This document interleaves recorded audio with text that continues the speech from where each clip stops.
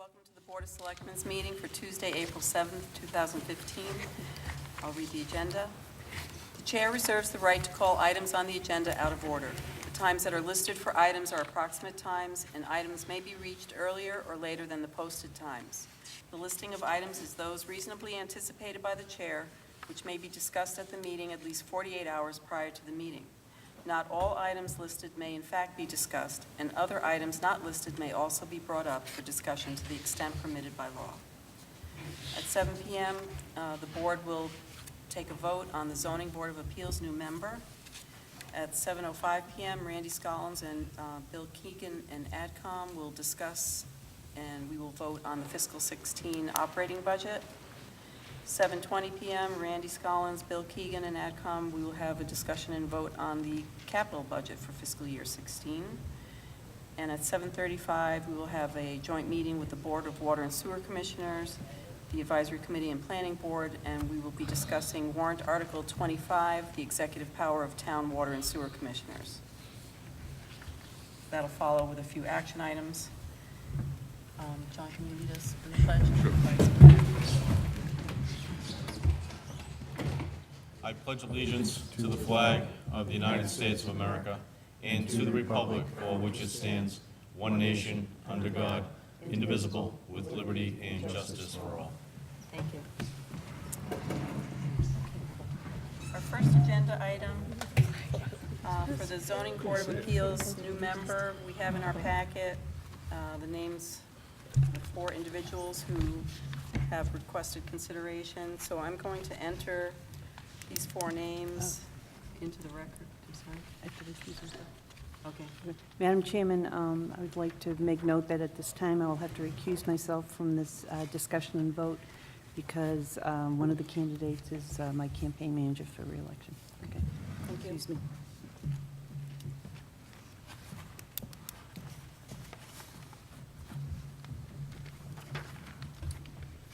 So I'll read the 4 names and then ask each one of us to enter who they are nominating for the position of alternate for the Zoning Board of Appeals.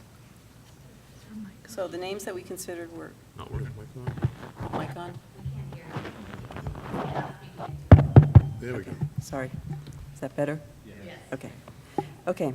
So the 4 individuals who have come forward include Dave Brown, 17 Merrigan Way, Kevin Powers, 44 Prospect Street,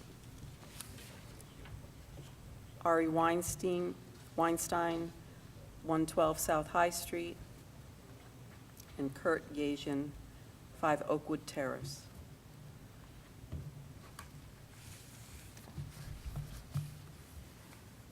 All right, so if each of us could just nominate who we would like to see named as the alternate, we can start. You want with an explanation or Yeah, a that'd be discussion? fine, yeah. Okay. Go ahead, Want me to Jim. go first? Sure. Love the end of the table. You always turn to the right. No, I can go first if you want. No. You want to go left? Yeah, first of all, thank all 4 candidates. I thought it was a good discussion. I thought the questions were pretty straightforward, and actually I enjoyed the going back discussion type interview. I think I'm partial to David Brown for the following reasons. I like the fact that he's got a lot of institutional knowledge, a lot of historic knowledge of the past projects. He's been very involved with the boards, with the zoning board in the past, obviously, but the other boards and committees and processes that kind of interact with the zoning board. For instance, the Route 1 rezone, he brought that to a certain level, and I think there's still some more work to do on that. The sign bylaw, was very involved in that, as well as the new codifying the new liquor regulations. I like the fact that he goes to the meetings, and he's rejoining for no particular reason other than he has some knowledge and he wants to share it. Not to take away from any of the other candidates, but I think at this time where we have one 40B that has been submitted and he's got vast knowledge on that, plus you'll find out there's more 40Bs coming, someone that can jump in there and look at the numbers as well as the past history. I think it comes at a very good time, and I think it'd fit in there very well. Thanks, Jim. John? No, again, it was a good process, and thanks to Ari, Kurt, Dave, and Kevin for throwing their hat in the ring and giving it a go. I struggled with this because I was really torn because some of the candidates, their vision of the town and how they would conduct themselves lines up very well with my vision. And but at the end of the day, I'm going to go with the veteran Dave Brown, mainly because he brings a long-standing balance to the position. He's well-skilled, he has a good reputation, and in this particular case, with the issues that are coming before the town, we know what we're going to get. So we're going to put my faith in Dave Brown. Thanks, John. David? I want to thank the 4 candidates that came forward. And I'm going to go a little different tact. I selected Kurt Yajian. I think he has a little different perspective, being an architect, understanding spatial awarenesses, and how buildings interact with land planning. So for that reason, I would nominate Kurt. Okay. Thanks, David. Okay. Again, I also want to thank all 4 individuals who came forward as potential candidates. Each one of you brought a very special skill set, I think, representing the range of high-tech, community focus, experience as a zoning board member in the past, and also legal background. So I think we were fortunate to have such a qualified group of individuals come forward, so thank you. I also selected Dave Brown as the alternate that I would support.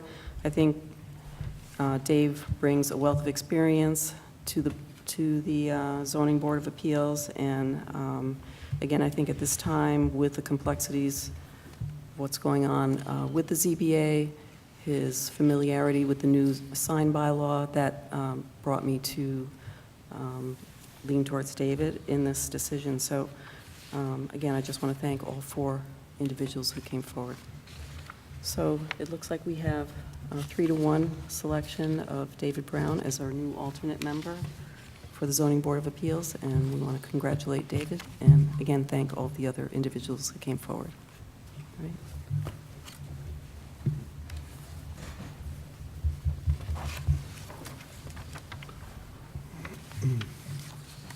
Okay.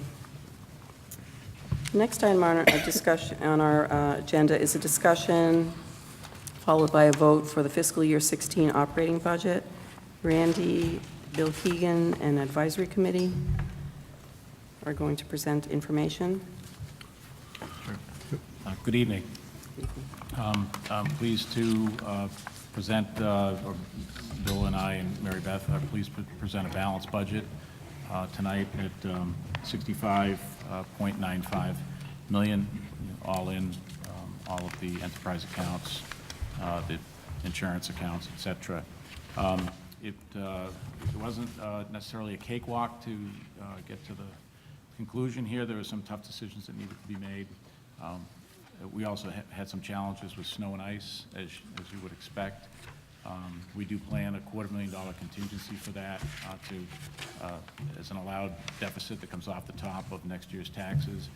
But we did need an additional $250,000 in order to balance this year's snow and ice deficit. And working with the Board of Assessors, they released $250,000 to fund that deficit, so we weren't put in a position of either A, having to put further downward pressure on budgets, which would have impacted services, or B, do something that the state is allowing just this year, and that is to roll forward that deficit over 3 years, which I certainly wouldn't recommend that, given that who knows what's going to happen next year, and if it happens again, it's just a mounting problem.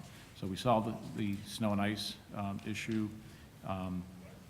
The school department was gracious enough. They've apparently anticipating losing grant funding at this point in time for their the kindergarten program to the tune of about $72,000, and that is a part of their revenue base to support the program, but they have agreed to absorb that within the accounts that they have, the other accounts, non-general fund accounts that they have.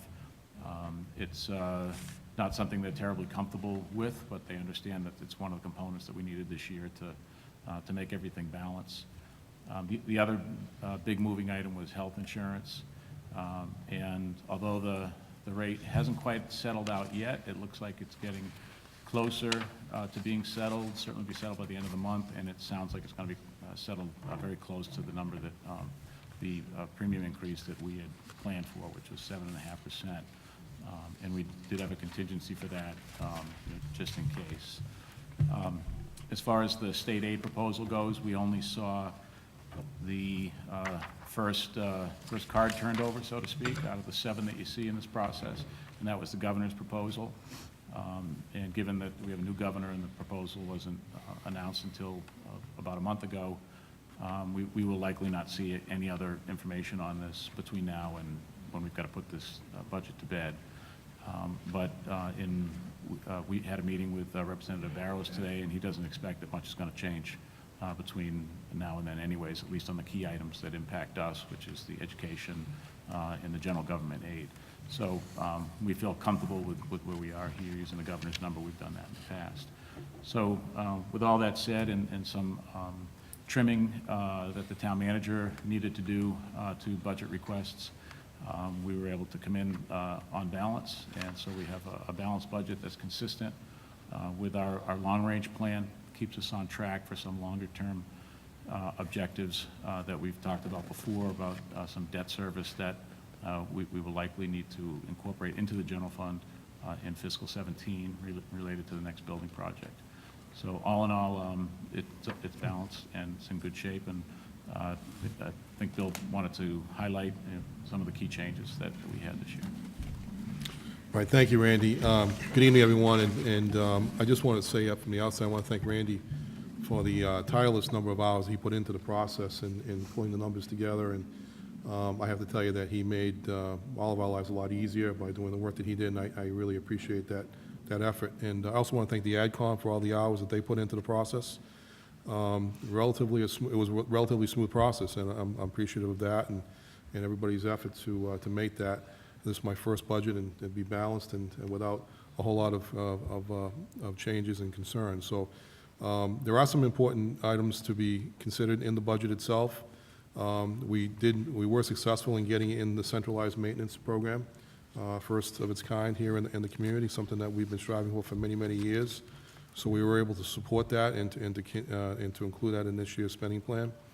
I'm very pleased to be able to do that, because I think in the long term it's going to pay us back dividends in many, many ways, and it also sets us on a track for maintaining our most important assets in the buildings themselves. In the most expensive assets, our most important assets are our people. But having the buildings themselves being our most expensive assets, we have to really take care of them, and this actually puts us on a regular plan to do that. Secondarily, I was able to increase some hours in a couple of departments and some of their personnel. We weren't able to add really new bodies per se, except with the one exception being in the fire department. We added the one captain position, but that position was being paid for with ambulance receipts, so it's not inside the levy equation. So as a result of that action, we were able to increase the hours in the conservation office by 7.5 hours to 35 hours annually, or 35 hours weekly rather. And then another 3 hours was added to the sanitarians inspection office in the office of the Board of Health.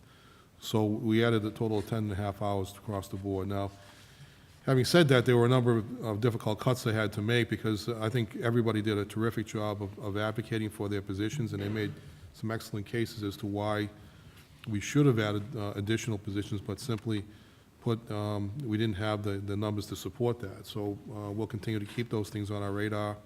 In the event that we can support them later on, we certainly will go back and look at those things in future years. But for this time, I'm pleased to say that we are balanced, and we're looking into FY16 with a spending plan that I hope we all can live with. So thank you. Thank you, Bill.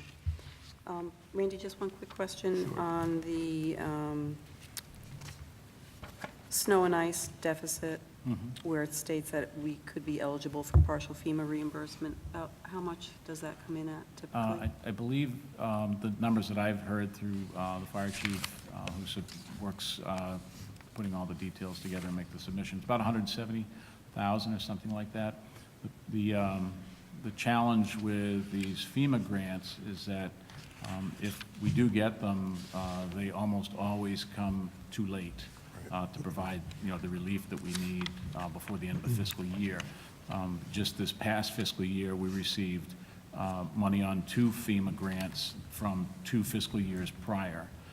So it ultimately does come to the town, and it flows into free cash, so it ultimately nets out to where it would have anyways. It's just that it doesn't allow us to directly, solve the problem, with those dollars. But we ultimately get the reimbursement.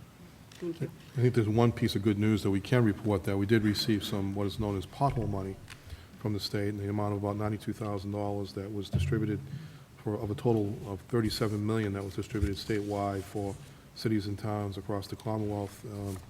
And that was issued by Governor Baker just about 2 weeks ago. We've already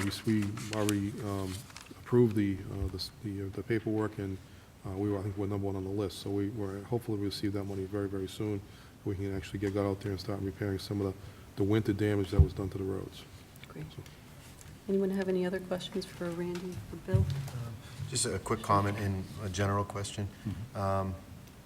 Thank you again. I mean, this process, looking at all the stuff that's in front of us, started 14 steps ago, back in the beginning of November, and the process with the department heads, but it also kept popping out to the public, whether it be the school committee or Board of Selectmen or joint meetings, advisory committee, CIP. These are all public processes, and there's 5 more steps to go to get to town meeting, so that I think the process was very open.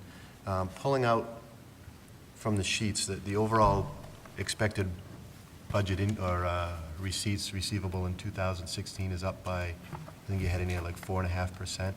Just generally, without going line by line. Right, yeah. Where is that coming from?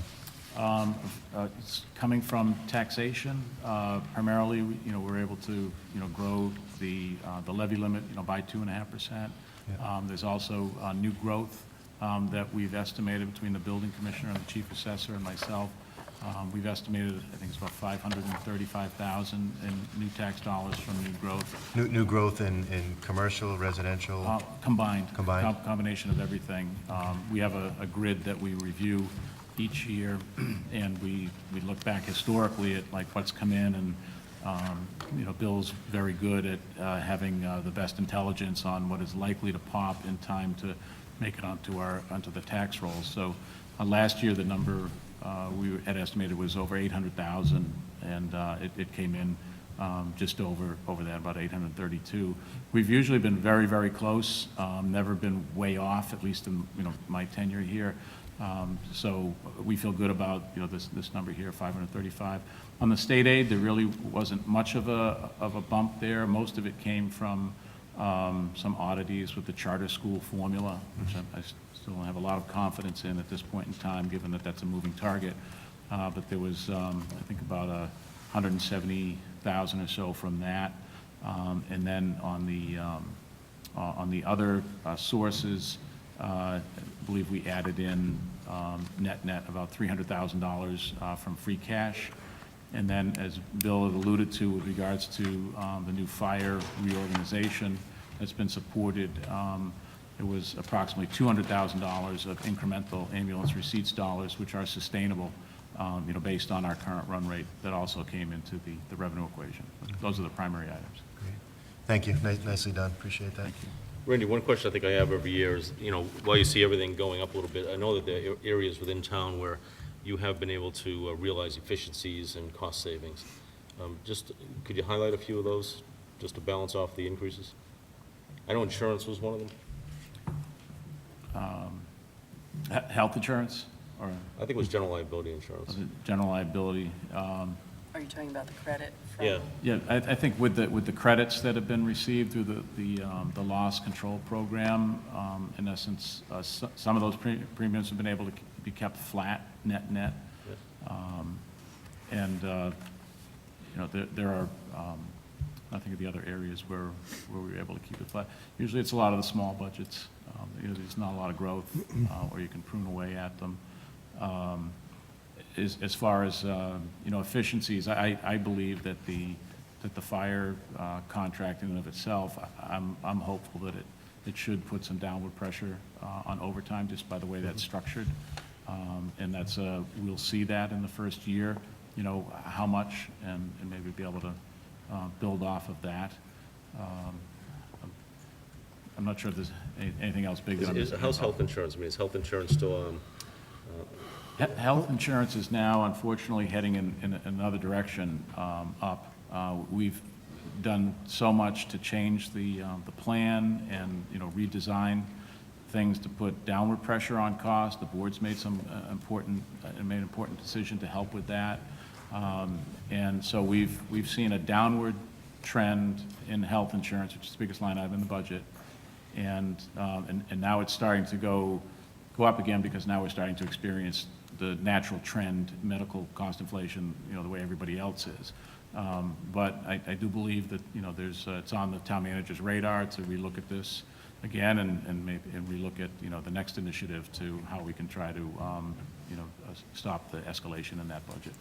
So some of the pressures, if I could just add a few points, some of the pressures that are on health insurance are coming now from the federal government, as well as some of the changes in plan design itself. We're seeing that this year the State General Insurance Commission's program has actually gone up rather dramatically, and they're faced to look at redesigning their plan because the way the program is set up, it's not coming in with cost efficiencies there. So they're looking at redoing that plan to the point where hopefully it'll bring the cost down.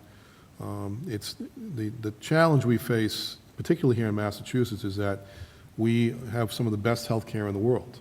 And so as a result, it also plays into the cost of that coverage for most of our employees. So we're really generally faced with a unique scenario in many ways here in Massachusetts and this part of the northeast portion of the country, because we have many teaching hospitals as well as a lot of research facilities here that provide some of the best health care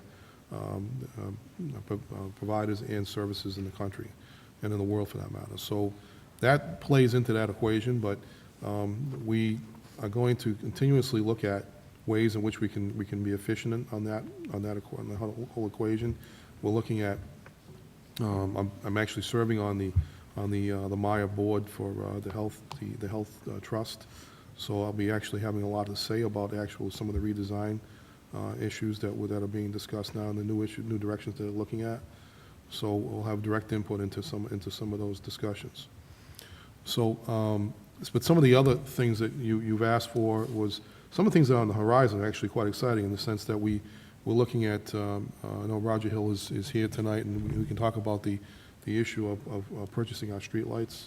We'll be able to buy all our streetlights, we hope, during the next 12 months, and then we can actually use those streetlights to our advantage by retooling those with new LED lights that will actually save us long-term costs over the next several years.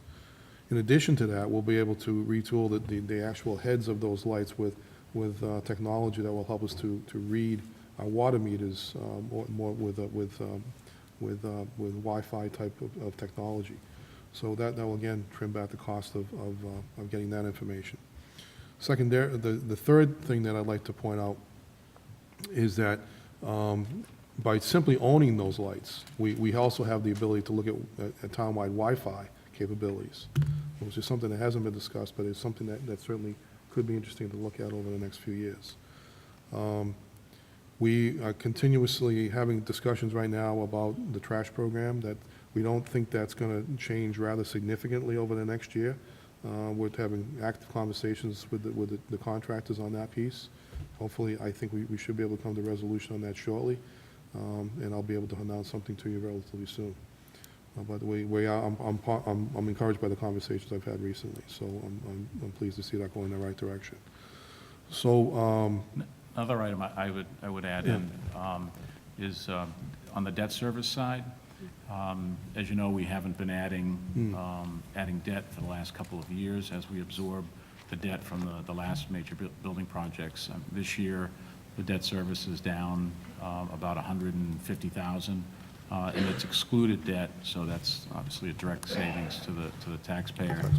And as I know you recall, the intent, assuming that the town hall project goes forward, is that because of the savings that has been generated in the budgets over the last 4 years, in terms of spending well within the limits of the town's revenue capacity, that we should be able to absorb the debt service for the town hall within the general fund budget, which means avoiding a debt exclusion. That's been a long-term goal, and we're on track for that. That was part of the financial engineering to this year's budget to make sure we stayed on plan, that we maintain that bandwidth to absorb that. So I'm pleased to say I believe we're still right on track for that.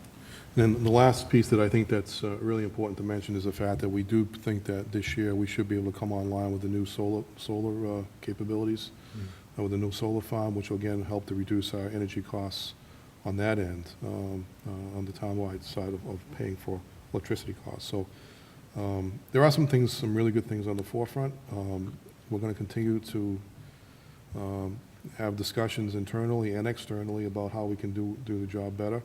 We're still learning about the organization, and I think we've made some significant steps in the right direction this past year, but still a lot more to come, and I'm really pleased with the progress we've made. Thank you. David, any questions? Yeah, first of all, thank you for putting this all together. I know it's a huge undertaking, doing budgets myself, so I know what's involved, and I know the sacrifices a lot of the departments had to make to bring in the balanced budget.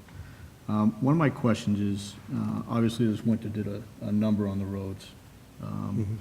With the meals tax receipts trending ahead of plan, how can that impact not only our OPEB obligations, but is that going to allow us to spend a little bit more on roads and fixing some of the damages that occurred over this winter? Sure, it can. The good news is that our Chapter 90 allotment, will likely still be at the minimum that we received this year, the $619,000, before we received the additional $300,000, and then from the meals tax, we're putting forward, I think it's approximately another $210,000 or thereabouts, and then we're also bringing forward $43,000 from the prior year from meals tax that we did not appropriate because it's dollars that came in, ahead of plan. So it's now channeled through our financials into free cash.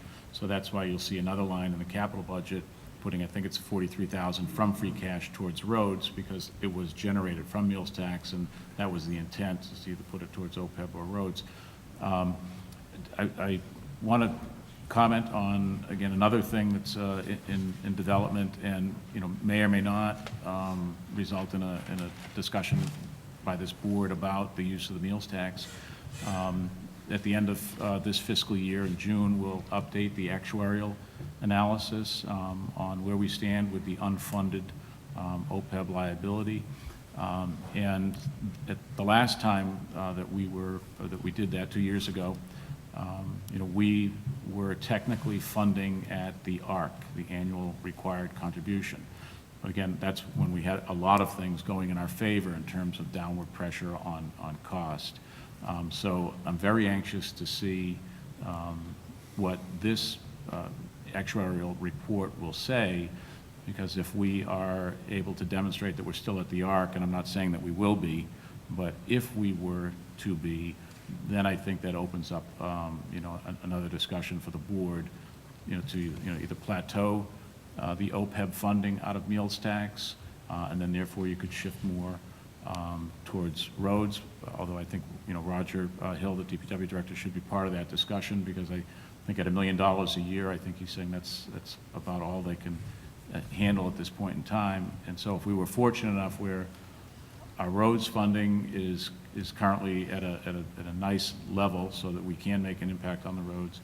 And if our OPEB liability could be addressed at the ARC annually, then there's an opportunity for the board to discuss something like, I'll just throw an idea out there, and it's not mine, it's actually Bill's idea, and that was a building maintenance fund as a possibility. But again, that's a policy decision that, that this board would take up. But so we're hoping that with everything that's been done to date, that maybe these two programs might be reaching the level of funding that supports them, and there might be an opportunity to then address the other large liability that the town has, which is its buildings.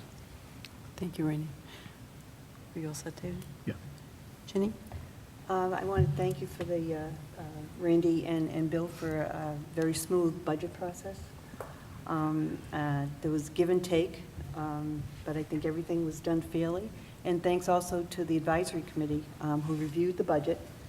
They asked good questions, and I want to congratulate the managers who presented the budget to the AdCom. They gave good answers.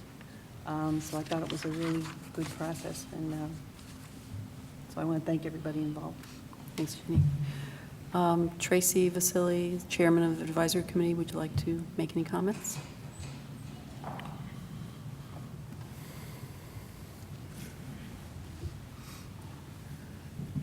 Thank you. I just wanted to kind of share the process. I know you often join our meetings, which I thank you all for, and just want to acknowledge the work that Randy does to help our whole process go as smooth as it does every year, and to Bill and Mary Beth for the work that they did. Since January, we've vetted all the budgets. That's involved the liaisons from the advisory committee, of which there's a lead, and then other members meeting with each of the department heads. They in turn came, and the department heads presented their budgets to the board. We did bring 3 budgets back for additional questions and information.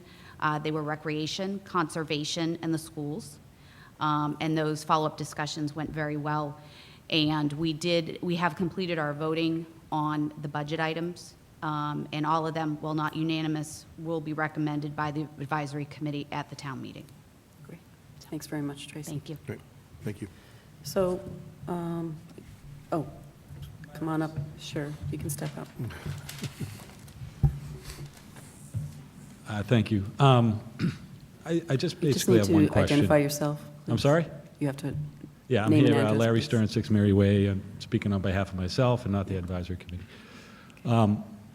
I guess the basic question is, when we talk about balanced budget, it pretty much means that we're spending as much as we received, correct? So for maximizing, our revenue increased by 4.5%, which was a max 2.5% from taxes and then growth on top of that. So balance means that we balance it out by spending exactly what came in, right? No. What does it mean? That's one of the secrets to Foxborough's financial success without having any general overrides, is that we do not spend all of the revenue that we receive.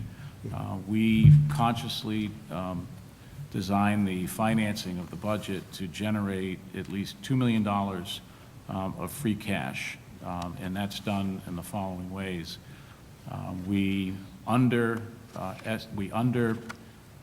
fund the local receipts dollars that we take in. That's all the fines, fees, permits, payment in lieu of taxes, motor vehicle excise, to the tune of $1.5 million every year, based on our estimates. It's about 60 lines, and we usually come pretty close. And then there's another $500,000 that will trickle in from unspent budgets, because they cannot be spent, they cannot be overspent, so they have to be either underspent or spent at the level they were budgeted, and then changes on our balance sheet. This year, we actually went further below our revenue by $1,950,000 local receipts. So we've estimated local receipts to grow to a certain level, but we've only committed approximately $2 million less than that. Okay, so that's good information that I may not have known. So the 4.5% increase in revenue represents how much money? About roughly $3 million. $3 million? Yeah, Yeah. approximately. So what did expenses grow by? In total? Well, yeah, is it the same as? I mean, it's balanced, it has to be, it's the same, So the expenses rose by 3 million also. approximately, yeah. So where did we save money?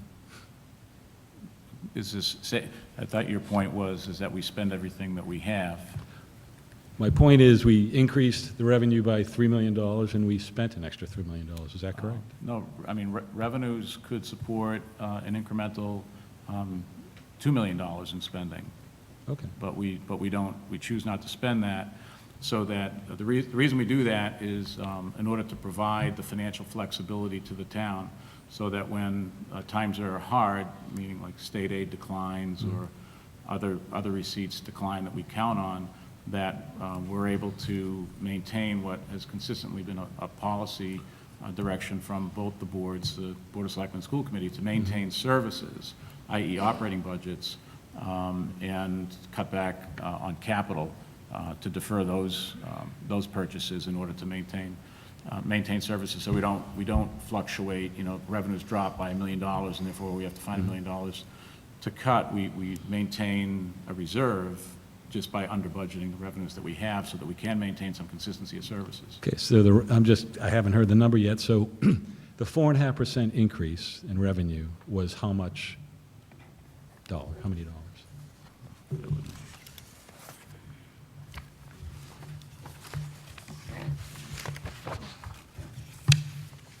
About 3.1 million? 3.1 total. Okay, In the committed revenue. in the committed, okay. But what about in total? Non-committed as well? There's, again, approximately another $2 million on top of that. Okay, so that's down into free cash?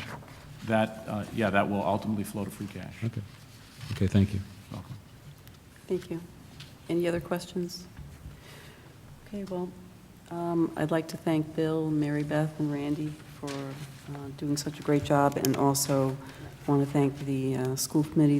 The history of collaboration between the municipal budget side and the school budget side has done the town well, and we really appreciate your efforts. And also thank the advisory committee for their many hours and their in-depth analysis, always very interesting to listen to. So thank you. Madam Chair, I just would be remiss if I didn't also thank the school committee and their efforts. Our meetings with them have been extremely productive, and it's no lie that, it's no secret, rather, that this community provides an excellent value for its residents when it comes to education. The education program is extremely highly rated, and I think they do a terrific job with what they have, and that they get, and residents get good value for their dollars in that program. So I'm very pleased with the working relationship that we have, and I hope that continues. I know it's going to continue well into the future. Great. So, And also, since there's two remiss statements out there, I want to add one more remiss, because I'd be remiss if I didn't say this. It's been kind of a pet peeve for 5 years now, on talking about the meals tax, and it is going up. And I think if you remember, when we voted on this at Town Hall, we had certain projections at the meals tax because it was new. It was at 3/4 of 1%. And the reason I think that it passed was because we said it is a tax and nobody likes tax, but if it was going to be a tax, it was going to go to our future, the OPEB, and it was going to go to our roads. And now it seems like we're getting, the state continues to be level with their money that comes in for the roads. Plus, we have all this revenue for the meals tax. Plus, it's more than we thought. If we make a change, and it is a policy change, that all of a sudden we're changing it from OPEB, which is paying the retirement for the people that are here today at Town Hall, plus the generations before we take it away from that and take it away from roads and put it towards other things, I think it has to be a robust discussion at this table and not just a quick, because you weren't here at that time. so- No, but Jim, just recall, we've had those discussions, and I think we've been steadfast in our approach to say, Oh, yeah, but I'm Keep just, it in roads and my open. point is, I'll be remiss if I'm adamantly against spending it on anything else. I'll be entertaining the discussion, but I don't want it to be just we'll put it out there and discuss it because it's a new idea, but Yeah, I think just to be clear about that, I think what Randy's point is that if we're able to address those items adequately and have money left over, the question is, what do you want to do with the reserve? And I think that's the conversation we want to have. with everyone here. I mean, I don't think, we're not willing to just take on that decision and do that without an adequate discussion with everyone, because it's an important policy discussion. And so the only thing that we've introduced for our consideration, which we're not even there yet because we don't have all the information for all the pieces, but if we end up in a place where we do have some additional capability there, the question is, are there other areas that you want to dedicate that funding for, provided that you're adequately addressing the areas? When will we have that discussion? Once we have better information on the OPEB Yeah, liability. the actuarial results would usually be done, by the end of the calendar year. Right. And I just wanted to clarify, I apologize if I sent an incorrect message. I don't see us moving away from the $700,000 a year funding Right. currently for OPEB. I see that needing to continue at a minimum, in perpetuity. All right, fair enough. Okay. Thank you. Okay, John, can I have a motion on this budget, please? I move that the Board of Selectmen accept the fiscal year 2016 budget as presented. Actually, this has been amended, so as amended. Operating budget. The operating budget, thanks. Second. Any discussion? All those in favor? Aye. Thank you. Thank you. Capital budget? Capital budget. So the Capital Committee met again this year, as it always does, and considered all the requests from all the departments. And all of the requests were able to be funded with the exception of 4. And the total supported was $2.4 million.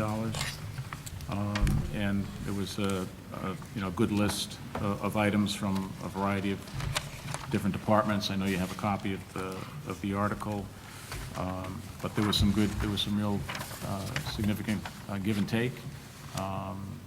And I think, in particular, I think really probably want to talk about the DPW director and how he made it all work. I'd just like to acknowledge Roger Hill and his department for taking a step back so we could see some other important issues such as the lighting for the field be addressed this year, and because we know that's an important opportunity and an important window for that consideration. And that, again, another very collaborative process, which we were able to address nearly all the items on the list this year, which doesn't usually happen. So I think it was a great process, and I appreciate everybody's effort to try and get to that final number. And no, as is tradition with funding our non-building capital needs, no borrowing required to do that, all funded from cash or anticipated, grants like the Chapter 90 money, et cetera. So no debt issuance for this. I just want to say that I thought the process was really a great one. We had, again, Tracy Vasili from the advisory committee, Bill, Randy, myself, and Roger, and Deb Spinelli from the schools. And the outcome, I think, is terrific that we, again, thank you, Roger, for your innovation and flexibility for making this happen. So, anybody have any questions on any particular items, or? Okay, can I have a motion? Sure.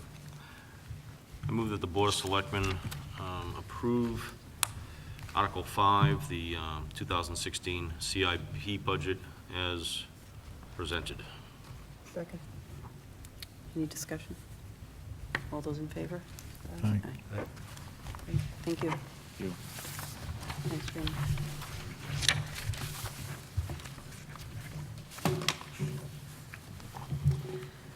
Okay, the next item on our agenda is a joint meeting, Board of Selectmen with Water and Sewer Commissioners and Advisory Committee and Planning Board. Water and Sewer Commissioners, do you want to come up front here? Madam Chair, if I could just take a few moments to help try and frame the discussion for Yes, tonight, if that please. would be helpful for everyone. I'll wait for everybody to get here first before we do that. Yep, thank you.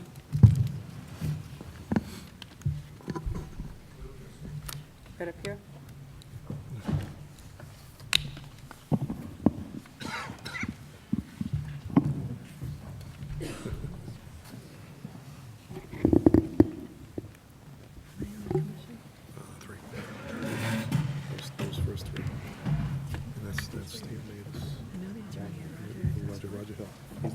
Labor Director.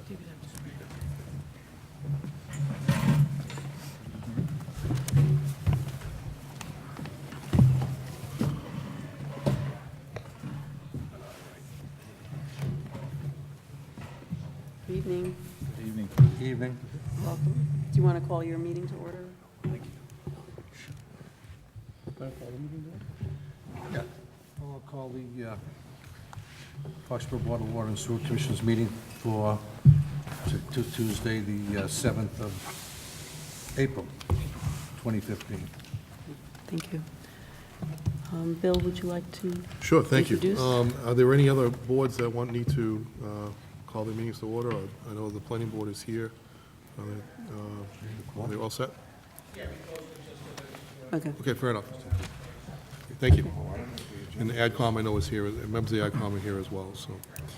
So thanks, everyone, for being here tonight. This is an important discussion, so much so that I specifically asked for additional time to sort of get this, the issues out in the forefront tonight, because ultimately, this is an important policy consideration, which I know that we all have some important stakes to talk about. So just to frame this discussion, this is a discussion about the executive powers of the town and water and sewer commissioners, which, just to give a little bit of history, apparently was altered in 2013 through a change in the charter. Obviously, I wasn't here during that period of time, so I can't really speak to the specifics of what happened, but all I know is that it was later discovered that there was a concern about whether or not that the change that was made went further than what was fully intended to happen, and that was to initially try and just allow the town manager to have authority over the personnel in the Water Sewer Commission, under the Water and Sewer Commission, that would ultimately be included as part of the DPW.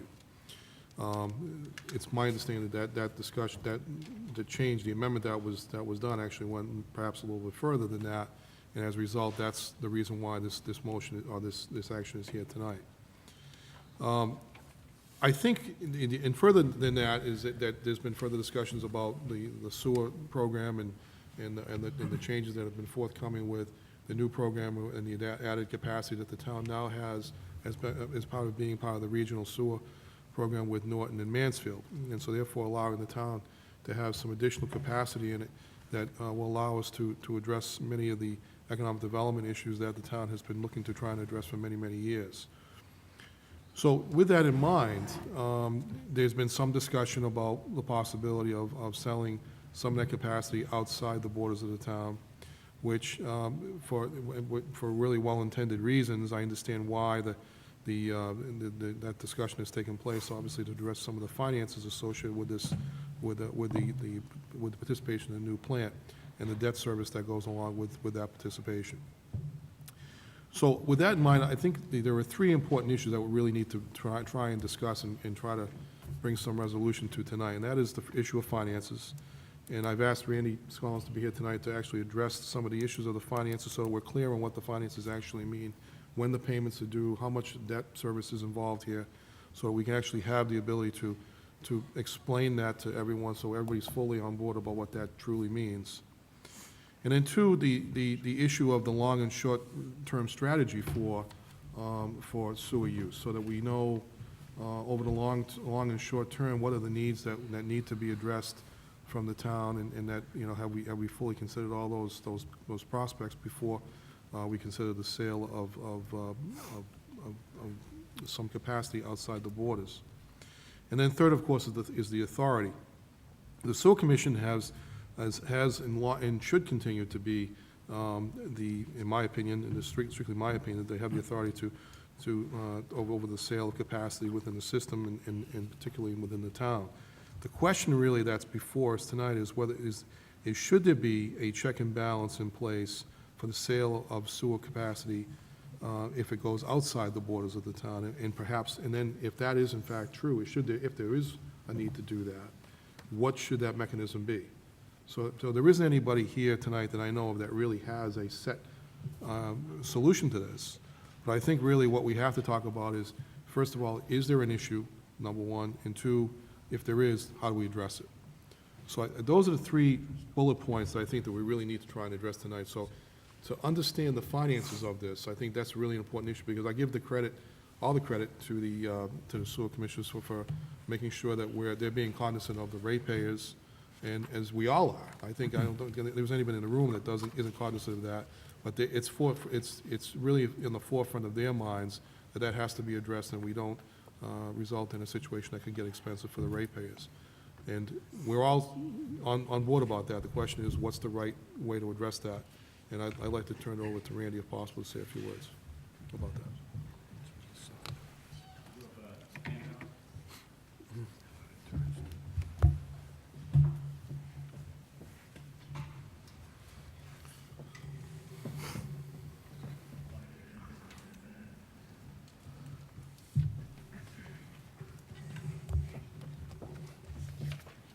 Good evening again.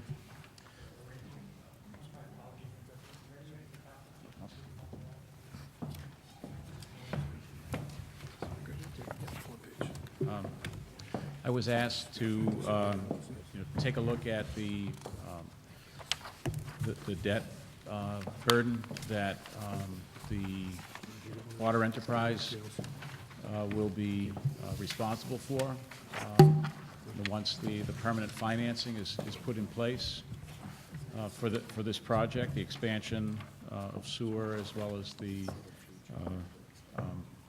renovation of the existing plant. And so I reviewed the financing document, or the modeling documents that have been worked on by a consultant for the water and sewer commissioners. And my take on the financing obligation that we're looking at, in summary, is I believe the number that we will likely, our share of the number that we'll likely need to pay the debt service on is approximately $5.5 million. $5.25 of that is the town's share of all of the enhancements and expansion to the plant. And then there are some other costs in addition to that that Mansfield is absorbing for the regional, the MFN, and then they will likely load that on to the debt that is initially issued in approximately fiscal 2018, and it's about another $250,000, rough and tough, should bring the total principal debt service that we'll be responsible for to about $5.5 million. And again, the understanding is that it would likely be issued in fiscal 18 by the regional district. Our share would be our responsibility. We wouldn't have to go out to bond for it. We would just submit our debt service payments to the regional. And again, so we're talking approximately 3 fiscal years out before the debt service would start. And over the next 5 years, if you look out 5 years, our total debt service, assuming 2.4% interest rate, which could be even better depending upon the financing that the regional's able to get, would be just less than $1 million over the next 5 years, 0 over the next 2, and about $1 million over the following 3. So about $1 million, roughly, just under that, over the next 5 years. And what I've done on this handout is just try to equate that to how much capacity would need to be sold in order to just handle the debt service. And that would be approximately 23,000 gallons at the price that's been discussed by the Water and Sewer Commissioners.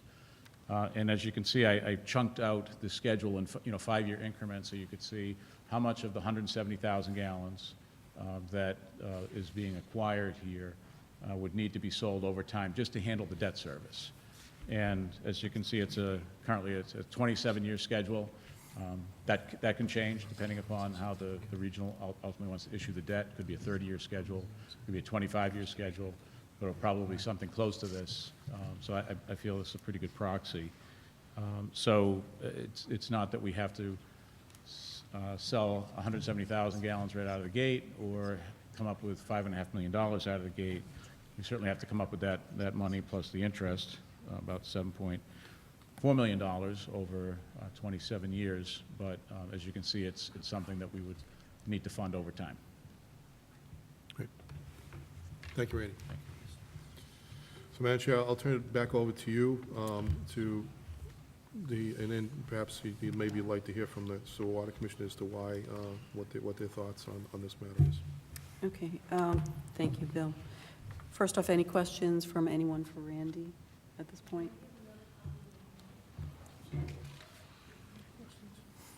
There's more copies up here, too. All right. Any questions, finance questions? Okay. Randy, on the numbers, so when you get to year 2020, you're saying it's about 23,000 gallons that you need to sell to break even for the payments, and then you get 5 years later, there's another 36,000 gallons. Is that on top of?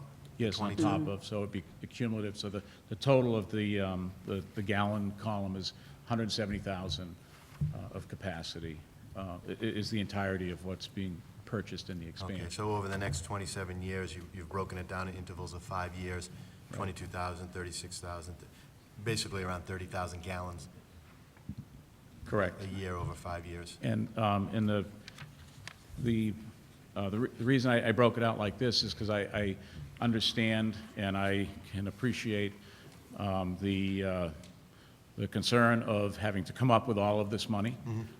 Certainly we certainly wouldn't want to put this burden on the existing sewer ratepayers. I know that that's a feeling that the Water and Sewer Commissioners are been guarding against religiously from the beginning here. But what I wanted to show is that at least over the next 5 years, if this is the debt service that would be looking at, if for whatever reason there was an inability to sell this 23,000 gallons over the next 5 years, that the town treasury certainly has the capacity within its cash balances in order to, could loan, that $1 million to the water and sewer, the sewer enterprise. So that's a possibility. I didn't want the policy boards here to be making decisions without knowing that, we do have ways to short-term fund within our own treasury. The treasury has on any given day anywhere from $15 to $30 million that we have, and we're allowed by law to mingle, those funds. They're all accounted for separately in our ledgers, but you can mingle them, and so we are allowed to offer, this relatively short-term amount of money until the... And also related, but not knowing what's on the books, potential development in or out of town, if developments came on, housing developments or retail or supermarkets or whatever, and all of a sudden in 4 years they wanted to bring 80,000 gallons into the town or into Mansfield and beyond, Right. then it's almost like paying your mortgage off early. You could bill for that and you get that added revenue early and pay Right. off it early. Right, and I think the commissioners would probably feel a lot more comfortable having that cushion in the bank, because at the end of the day, they still would have to come up with, the roughly 7.4 million over the 27 years when you include the interest. So selling the 80,000 is great, but they'd still ultimately need to sell 170 just in order to cover the debt service. But the near-term concern, I believe, is, in my opinion, is minimized in the next 5 years, given that the town certainly can work with the commissioners to make sure that there is no unfortunate rate. And Randy, that's a worst-case incident. scenario. That's as Yeah. if there's no new customers coming online to buy this flow. Correct. Okay. Thank you. Thank you. Any other finance-related questions for Randy? Okay. Mike, Bob, Rich, would you like to make some comments or give us some statement? The only thing I'd like to say is, I think we're doing a disservice to the voting public by taking two very important issues and confusing them. The warrant article is to clean up legislation that was misrepresented. It has nothing to do with the sale of sewer capacity, whether it be in town, out of town. And I've personally wrestled over the past few meetings with the fact that we have this issue of the authority of the Water and Sewer Commission, and we seem to find ourselves talking about it's the sale of sewer capacity. This issue needs to be addressed and cleaned up, and whatever conversations need to be had about the sale of sewer capacity should be had. And I think the opinion of this board, at least myself, is I'd be more than happy to have that conversation with anybody and everybody. But we need to stop introducing the article, the warrant article, as if it has anything to do with the sale of sewer capacity, whether it be in town or out of town. Because I even as a board member sitting on it, I found myself to be somewhat confused. The public needs to understand one has nothing to do with the other. There's an issue with authority, whether, and a legal opinion that this board has the authority to really do nothing. Now, if that is perceived to be the intention when it was put into place back in December of 2012, I don't think anybody's of that opinion, that it was ever set out to completely strip the Water and Sewer Commission of all authority. And at least from our perspective, the only way to clean that up is to go back and not add anything to it, not mess with it, but make it right. And that's the way we presented the warrant article, and hope that everybody will support it. And any issues as far as who's buying sewer or where it should be sold, we're more than happy to have that conversation, but let's get this resolved. Any other Thank you, Rich.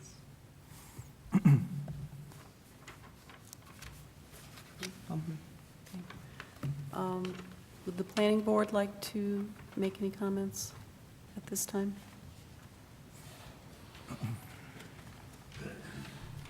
Well, just in terms of the master plan, our only concern is that all of us view this new sewer capacity as a town asset, and that, the town spent a lot of years and a lot of money on a comprehensive wastewater treatment plan. It probably needs to be relooked at some point, once we know that we have the full flow from the IMA. The good news is that once we signed the IMA, we're no longer going to be dealing with household uses based on Title V. It's going to be actual flow, which is going to be a big benefit to homeowners, and it's also going to be a big benefit to any potential growth in the town.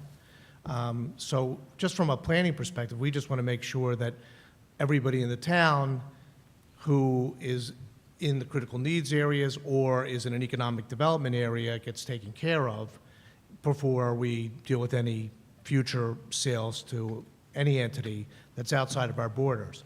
And that's our only dog in the fight, which really isn't a dog in the fight. We just want to make sure that, the town comes first. If there is, additional flow at some point in the future that we all feel as a community it's going to be a benefit, and the Water and Sewer Commissioners, want to deal with that, and the Board of Selectmen is a part of that decision, then I'm sure we would support that. That's really our perspective on it. We want to make sure that all the time we're putting into this new master planning and the other state, planning issues that are going to come to fore, get paid attention to, and that we take care of all that stuff. That's our basic concern. Thanks, Kevin. Madam Chair? Yes. And just, I'd like just like comment on Rich's comment, because I thought he did a nice job of just explaining what there really is two issues at play here. One is the authority that goes to the commission, and I haven't heard anyone really say that that's really in question, that they want to return the authority to the commission. I guess the real question remains, though, what mechanism would be in place to assure that a further discussion will be held relative to the sale of capacity outside the town, if in fact that were to occur? And there's no guarantee that's even going to happen. It may not even happen. What mechanism would be in place to do that? So that, so I think everyone has an assurance that a further discussion is had before that actual action took place. I guess I pose that question back to the commission, if they could address that. Propose something. I don't think we're opposed to anything. Our only contention is that it doesn't belong in this legislation. This this was misconstrued and it needs to be cleaned up, so let's clean it up the way it should be, and we'll entertain anything.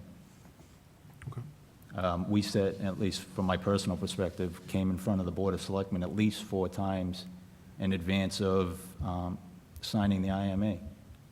And I don't see why we would go about it any other way, or anybody else for that matter, in our position, so. Again, you know, I think I said it earlier, I'll have the conversation with anybody that's willing to have it. Right, I appreciate that, thank you. Madam Chair, I want to at least introduce Kay Conley, who was here on behalf of Town Council tonight, representing the town, of course, and then Steve Matus, who is actually a special counsel to Sewer Water Commission. He's here tonight, too, so, and Roger Hill, of course, who is here to join us as DPW Commissioner and DPW Director. I guess I would pose a question to either one of the councils. Do you have a perhaps legal mechanism that could be done that would assure folks that if in fact that were to happen, is there a way to do that so we wouldn't complicate the legislation? Because I think anybody here is not looking to try and make it complicated, but we need to have, I would think, some assurance, at least that's my understanding of this issue, that there's a further discussion before a sale of capacity would be sold outside the borders.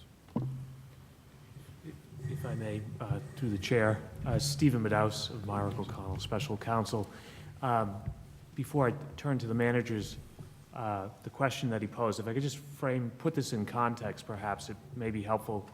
I was brought in when the Water and Sewer Commissioners were negotiating on the district agreement for the new sewer district and that legislation, and was somewhat surprised to learn of all the special acts that Foxborough has relative to sewer operations.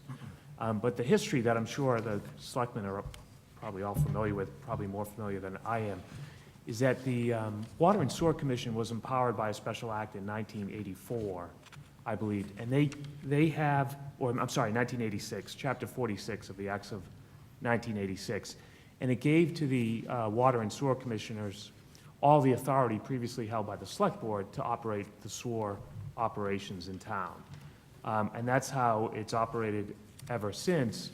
The Town Manager Act in 2004 may have cast some doubt about the authority of the commission, but then there was a subsequent special act in 2010 that confirmed their authority as originally established in the 1986 Act. And so that's how we were proceeding on, at least since I've been around working on the district agreement. And then I became aware of this tweak, if you will, to the Town Manager Act in December of 2013, which specifically cited the 1986 enabling authority of the commission, and it seemed to almost nullify all the authority of the commission with this new 2013 act. And when I mentioned it to the director, Roger Hill, that I was surprised of this recent amendment, and that I thought it now clouded all the authority that the commission had, he said, no, that's not what it was supposed to do. It was supposed to just confirm that the town manager's authority relative to personnel and collective bargaining powers, or on behalf of the town, relative to Water and Sewer Commission employees. And I said, well, and I was reviewing this in anticipation of that the commission may be entertaining, because that's always been the proposal relative to funding or holding current ratepayers harmless from the costs of the treatment plant improvements that are coming down the pike, if you will, that we would gain this asset that we could sell. So I was anticipating that I would probably have to issue an opinion, or the commission would have to warrant and represent in any transaction that they are duly authorized to enter such a transaction. And so when I saw this 2013 amendment, I said, wait a minute, our authority now is not so certain. And as I say, Mr. Hill informed me that that was never the intention.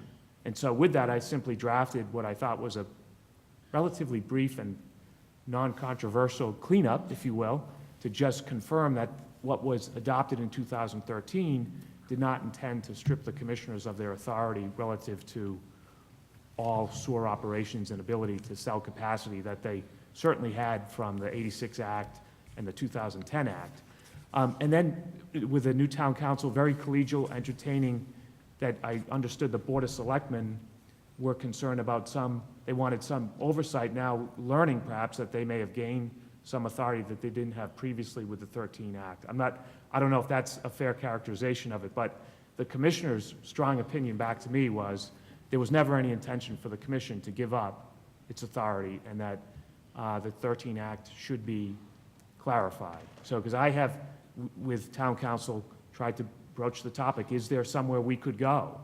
And the answer has been a pretty resounding, no, it was never intended, we never intended to give anything up, and therefore, they prefer my original proposal to restore the status quo, if you will. So that's my kind of background as to why we're here relative to that article. But between the parties, if there's anything that would be entertained, of course, I'd have to leave it to the commissioners as to where they could go or what they could consider. And through you, Madam Chair? Yes. Kate Connolly, Town Council. Attorney Meadows and I have spoken about this, and we are in agreement that there is a legal way to do either of these, to clarify the authority either way, or the one way that you boards both conclude that you want to go. And we've come up with several different proposals, but it comes down to a policy decision. That's not a legal decision. We can help you, which, with whatever language needs to go in the warrant article to clarify. And we agree with his legal opinion previously that there was some murkying of the waters, if you will, with respect to the authority of the Water and Sewer Commission by that 2013 amendment. So I think the boards do need to decide how they want to handle this, and then we can make the proper language exceptions to clarify the previous special legislation for 2013 through new special legislation. Okay, thank you. Bill, you had mentioned one other aspect for us to discuss as we're working on this regarding the long and short-term strategy. Right. With respect to the long and short-term strategy, I mean, that was referring, I think a lot of that was clarified the other evening, at least in my mind, from the meeting with the master plan discussion that occurred just last week, that there is a lot of capacity potentially here in the town, and that the question is, when is that going to come online? Because at the end of the day, the Water and Sewer Commission are primarily concerned with making sure that there's selling capacity, and that capacity is going to be able to pay for that new plant as it comes online. And as Roger Hill and I have discussed too, that what he'd like to have is some money that could actually help bolster the fund, the revolving fund, that would allow him to do some additional I&I work and to help pay for some of the other expenses associated with providing additional capacity into the system. So having said that, the question that then comes into mind, are we going to, what's the best mechanism that we can have in place so that both boards feel comfortable that we're taking the right steps here?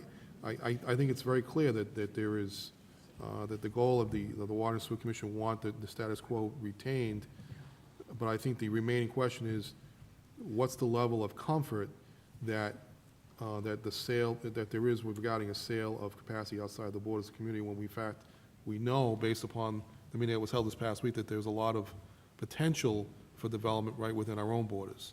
And what does that do by selling that capacity outside our borders? Does that, in fact, somehow jeopardize the future development of our community in that regard? So that's really the question that we have to wrestle with. You as boards and policymakers, this is really a policy decision. We'll try and help you get there, but ultimately you have to give us guidance on where you want to go with this. Thank you. Larry? Larry Thomas, 6 Norton Street, private citizen. I'm just wondering why, so currently the way it is anything outside the district but in the town goes to town meeting. Why not have it so that anything outside the Stewart district goes to town meeting, whether it's out of town or in town? And that is the check and balance, I think, that everybody's looking for. So it doesn't come to the selectmen, but it goes to the town, whether it's, out of state, out of the town or in the town. So Larry, you're saying that if there was a project, say down in Foxfield Plaza, and they wanted to sell flow to that developer, that particular question would go in front of town meeting? Yes. Yeah, I mean, I'm That's- pretty sure that's what we passed in the fall of 2013, was that anything outside the sewer district, whether it was a business or whether it was a private residence, had to go to town meeting. So, I mean, to tell you the truth, at the time, you know, as an AdCom member, when I voted for this, I really thought that that also pertained to out of town. I didn't know that out of town was yet a third category. You know, we have in-district, out-of-district, and in-town, out-of-district, and out-of-town. That third category, I never realized was a separate category. So you thought the powers of the Water and Sewer Commissioners were limited only to the sewer district, to bring people Yes. online? Yep. And everything And else that- went to town meeting? Yes. I mean, you know, the discussions that we had was that this was such a valuable asset to the town, that the town really should speak on how it's used. Thank you. Thank you, Larry. Madam Chairman, may I make a statement? Sure. As a selectman, I was intrigued by the IMA process, and I began attending water and sewer meetings because I just wanted to learn what was going on, what the IMA was, the intermunicipal agreement, you know. So I attended, for almost 2 years, I've been attending meetings. And I was very much for the IMA, because I think that the town deserves the ability to develop commercially and to help residential residents with failed septic systems. But I think the main goal, in my mind, was for economic development, because right now, the downtown area, or Foxborough Plaza, or Bradley, the old Bradley's Plaza, they're limited in what can go in there because of flow issues. So for 2 years, I've been listening, and there were talks about the Sharon Commons in the town of Sharon was mentioned, and I was at a meeting, and there were two other board members of another board were there, and when selling to Sharon Commons as a possibility, you know, to sell flow, the three of us said, you can't do that, that's going out of town. You're selling an asset out of town before anybody in town has had the ability to purchase it. So when these warrant articles came up, I was assigned to to look into it from the Board of Selectmen, because I'd been going to the water and sewer meetings, so I was familiar with it. And as I read it, I realized that what was housekeeping, tweaking it to give the water and sewer authority to do contracts, you know, executive authority. The situation had changed a little bit. I mean, this is the product of unintended consequences. Right now, it's nebulous whether water and sewer can do a contract on its own. Right now, according to the attorney, probably the Board of Selectmen has to have weigh in. So that's one problem. But then you have the idea that the possibility of selling an asset of the town, sewage, to another town to help them develop economically and for housing. And I said to myself, wait a minute. This is something that should be looked at, not because it's an asset, not just by the water and sewer, but wait a minute, maybe another authority should okay it, or, you know, go along with it. Because when the IMA was presented to town meeting and we accepted it, the town meeting was told that no one could hook into the sewer system unless they got town meeting approval. And that was very important, because I don't believe that thing would have passed without that proviso that town meeting approval had to be given in order to go to, with this, become part of the sewer system. However, nothing was said about, oh, by the way, the IMA gives us, water and sewer, the authority to do a contract to sell sewage outside of town without anybody's approval, town meetings, selectmen, without anybody's approval. And I went, wait a minute, that's that's a little different. I think we have to take a step back and say, what are we doing with this very important asset for this town? Are we going to allow it to go out to be sold outside of town without somebody else saying, yes, that's okay, or I don't think so, we don't want to do that? So yes, there are two issues. There are two issues. And I think I think both of the issues we have to have a solution to both the issues before we go to town meeting. Because I won't support that warrant article unless there's some mechanism that gives another check on possible sale of flow outside of town. You have town meeting has to approve inside of town.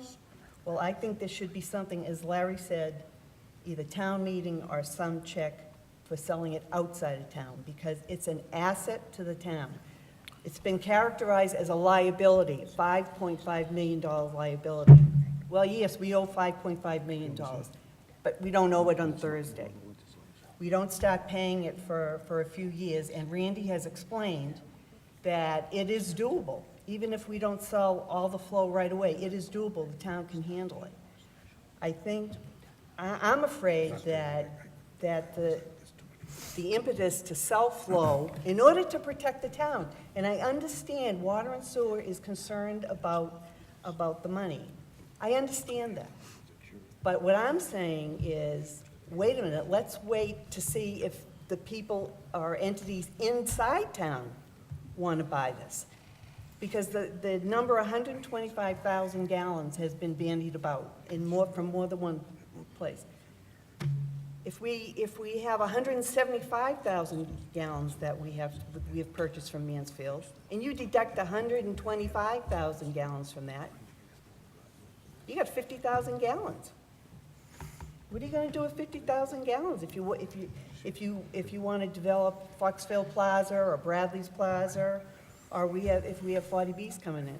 That's only 50,000. So that was my concern. My concern is we should have a check, as we have a check and balance for going into the system inside of town, well, then we should have a check and balance of the possibility of selling flow outside of town. So there's two different issues, and I understand that. But like I said, I would not support that, the warrant article tweaking, unless we had like a side letter or an agreement or something that there would be a check and balance on possible flow outside of town, the sale of flow outside of town. Thanks, Ginny. Sure, come on up, Ken. Kevin Whitefeld, 43 Granite Street. Just in order to address something that Larry said, first of all, just as an aside here, the two potential 40Bs that are on the docket now, one that's already been filed and the second one which was just filed today, those alone will be, the large one, if it was to pass the ZBA's authority at Fisher Street, is just slightly under 48,000 gallons. It's about 1.8 million right there.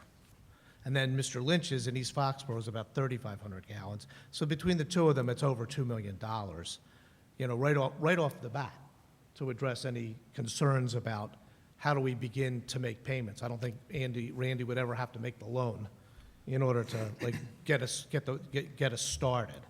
My concern with what Larry said is, you know, in terms of the economic growth picture for the town of Foxborough or any town today, if a project of any size wants to come to your town, they want to know in advance what their potential is. They don't want to know that it could be hanging in the balance at town meeting, which we all know can be it's a great form of government, but it can be a very fickle form of government as well. It's very difficult to get 200 or 300 or 500 people to all agree that that plaza is a terrific idea, or that new biological building is going to be a great idea, wherever it might be.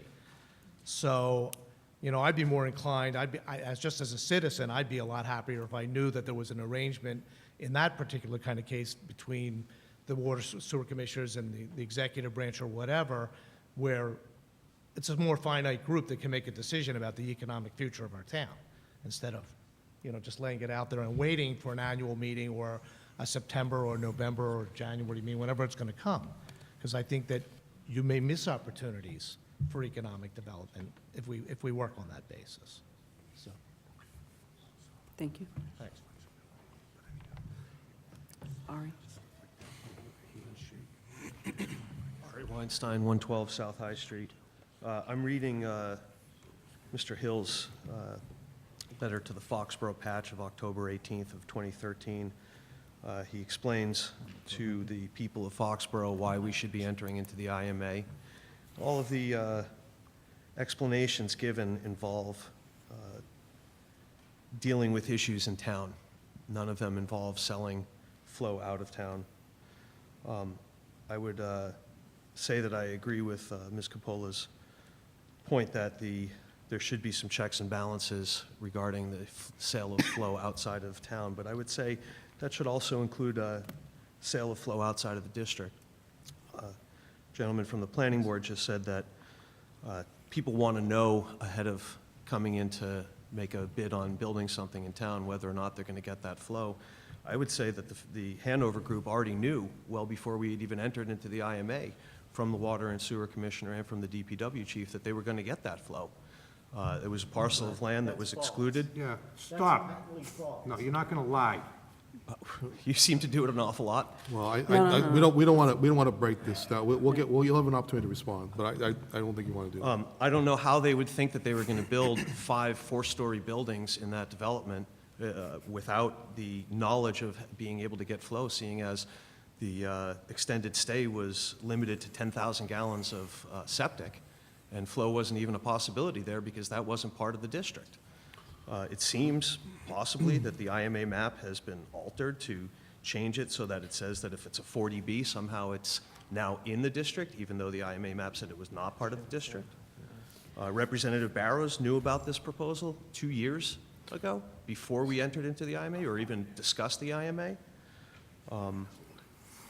There's been at least 3 different explanations on different occasions by Water and Sewer and DPW as to what the flow capacity and the source of the flow are at meetings that I've attended. It seems to me that this development on Fisher Street is very much a big part of the concern here. Chairman Stanton said in a personal conversation with one of our neighbors, and I'm paraphrasing here, "Why are you people fighting this? It's a done deal."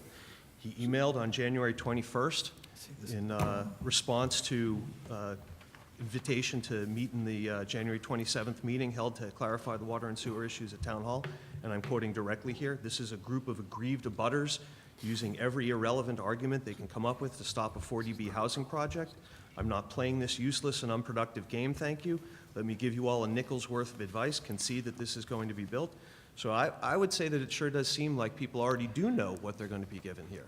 And that's deeply concerning to me. Mr. Weinstein, Bill, could you address the Yeah, 40B issue? just like, I appreciate your comments, but this is really not relevant to this particular discussion. I think it is, because I think as a resident of this wanna- community, I understand I would your like to see concerns. some checks and balances. Well, I understand, okay, that's a fair point, okay, but I think. And this is why I would like to see what we some checks don't- and What we balances. don't want to get into is a discussion about a 40B project specific, because that's a different forum for a different discussion on that night, so. I'm bringing that up appreciate- as an example of why I believe that checks and balance needs to happen, because I believe that Fair enough. perhaps the authority has been overstepped. Fair enough, okay. Thank Thank you. So I think it's appropriate to let the Water Sewer Commission respond to that. A couple points of clarification, if I may, through the chair. Wasn't the IMA that vested the sewer commissioners, water and sewer commissioners, with the authority or ability to sell capacity in the treatment plant, that they were at one time a contracted party, now a member of the district? It was the 1986 Act and the 2010 Special Act that gave them that authority. The intermunicipal agreement or the district agreement didn't take it away, and it didn't interfere with it. It's consistent with the authority they had. It was the 2013 amendment that put the cloud over all of the authority of the sewer commissioners. And then relative to 40B, that's in the 2010 special act that they're not subject to the district requirement. So it came with the legislation that those uses weren't required to be in a sewer district as approved by town meeting to be entitled to sewer service. So it wasn't something in the IMA or the district agreement that exempted those. It was in the legislation. Thank you. May I say something? Sure. Going back to what Ginny had said, and again, everything we're listening to, and at the expense of sounding like a broken record, the warrant and the issue at hand is authority, overall authority of the Water and Sewer Commission. And we just keep veering away from that. And to what Ginny said about she would not support the article if something isn't done about it. We're taking one instance, which I don't necessarily agree or disagree with every comment that's made here. You know, it's a good conversation that should be had. Personally, I think it's the wrong time, but we're introducing that as if it's part of this article to the general public. We have people talking about sewer and 40Bs. The article is about the authority of the Water and Sewer Commission. And, you know, you had mentioned you wouldn't support it. So essentially, if that doesn't get done, you're not supporting, you're telling the public you're not supporting the Water and Sewer Commission having authority to do basically do what we were voted to sit in and do. Well, I think if you listen to Bill's opening statement, I think we are not trying to do that. But what we're trying to do... Okay, but I'm sorry, but when she says that she won't support it, and that's my issue with it is it's, the public probably has a right to act on whether we have the sole authority, whether combined we have the authority, whether it should go to town meeting. But isn't that important enough to have its own warrant article? Well, I think what we're trying to do is, we're trying shouldn't- to hammer out a mechanism where you guys have full authority to handle day-to-day activities within the Water and Sewer District. But when it comes to long-term strategic actions, that there's a check, and basically we get together and we say, does this make sense for the future of the town? I think that's where we're trying to get to. But with all the conversation that's being had here, I don't know that the public at home is truly understanding what's at stake. And when it said that we won't support it over sewer capacity, who has the authority to sell sewer capacity, I think most people are understanding that as that's what it pertains to, when it really doesn't. It pertains to all authority. And that's why, you know, personally, you know, these two issues really need to be separated, and people need to be able to vote or properly understand. One is complete authority, and the other is who has authority to do, you know, one particular thing or manage one particular item. And as I heard Ms. Capolla's comments, she said that she couldn't support it without a mechanism. Okay. And so I think that's the key language here, is that that she could support it, provided there's a mechanism for a check and balance. And so the question really is, what's the level of comfort that everyone has here tonight as to what that mechanism is? And I don't know what the mechanism is, and I really have to turn to the legal minds here to figure that out, because I don't know what that legally can be done. Is there a binding mechanism that can be separate and aside from the action that's at hand, that gives people a level of comfort that we can go forward from here? But doesn't the public have a right to weigh in on that as well? And by combining these, we're asking them to weigh in. I think the discussion tonight is about it's really all what or is nothing. what is the right mechanism to support, to get to your point that you want to be at. And I don't know what that is. I understand your point completely. Can I make a suggestion?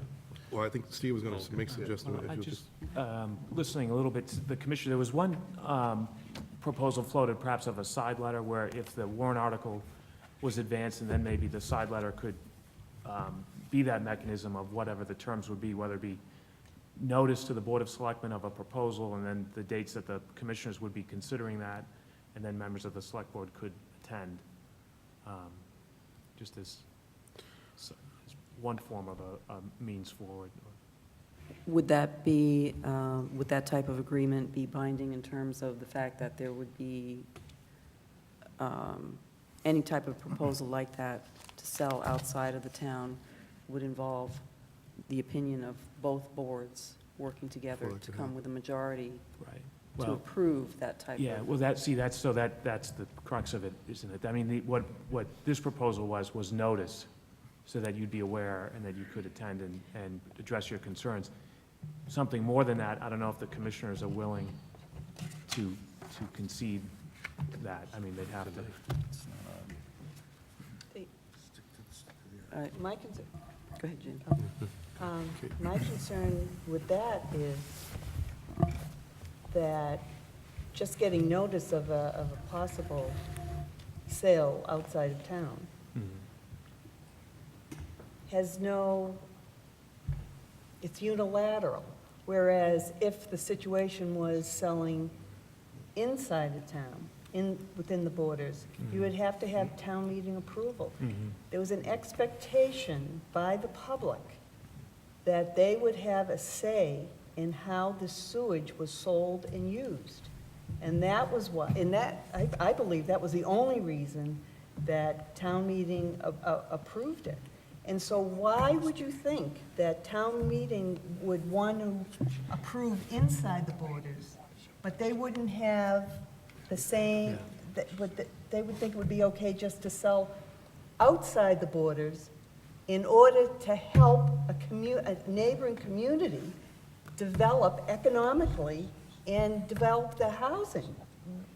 Why would you think the average person in Foxborough would think that was okay? I don't think that's okay. And so what I would say is work out something where there is a check and balance on the sale outside, just the same way there is sale inside. And it would have to be, that would have to be worked out before town meeting, so that there is a guarantee that that process is in place before that your warrant article is considered a town meeting. That's, You need in two my parties to reach an agreement, right? So, I mean, the commissioners always had the authority to sell outside of the town without town meeting under the legislation. Well, you know what?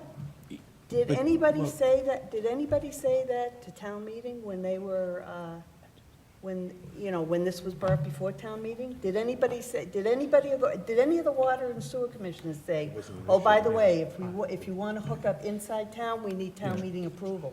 By the way, if we want to sell it to another town, we can just do it, we don't need any Right. approval. Did But- anybody say that? I don't think so. Well, I know, but then as to, we've got this unique special act that allows the town to establish, most towns, when you have a public works department or water and sewer, the entire geography of the town is the district. We've got a unique act that allows us to create districts within the town. So it makes sense to me that to expand or alter those districts within the town, you bring it to town meeting. But this outside sale was always available under the legislation from '86. And in fact, it was done. Excuse me. It was done when Skanko purchased 72,000 gallons. Yes, it was. In 1986. Yes, it was, and that did not go over very well with the town. You ask anybody who lived on North Street, who had the pipes running right by their houses on North Street, on Moore Street, who could not hook in. Excuse me, My I point just wanted was- to... What's unique about the town meeting approval is because we have these inter-town districts. That's so unusual. Otherwise, the whole town would be the district, and they'd be selling capacity. It wouldn't be before town meeting. Excuse me, I just want to let our attorney, Kate, speak, please. Well, if you have a specific question, I'm happy to answer that, but the comment I wanted to make was just that, again, this comes back to a policy decision that both of these boards and whoever else wants to be involved, I think it's just these two, have to come to an agreement. We can certainly come up with any language that meets your desires. The most recent proposal I just heard was notice and an opportunity to participate in the hearings, which that's fine, but that's not going to address approval authority. That's just an opportunity to be involved in the discussions somehow, and that may not be enough for the Board of Selectmen. Another opportunity that you might want to consider, maybe opportunity isn't the right word, but another potential language change, if this is acceptable to the Board of Selectmen, might be acceptable to the Water and Sewer Commissioners, is the language that's in the article that's proposing to give the Board of Selectmen final approval authority, or whatever terminology you want to use that involves something more than just directory, something that's mandatory. What about considering a capacity limit, whereby the Board of Selectmen gets the final approval authority if the amount of water and sewer that's sold outside of town is over a certain capacity? I have no idea what that capacity would be, but that's something that you might want to consider amongst the two boards.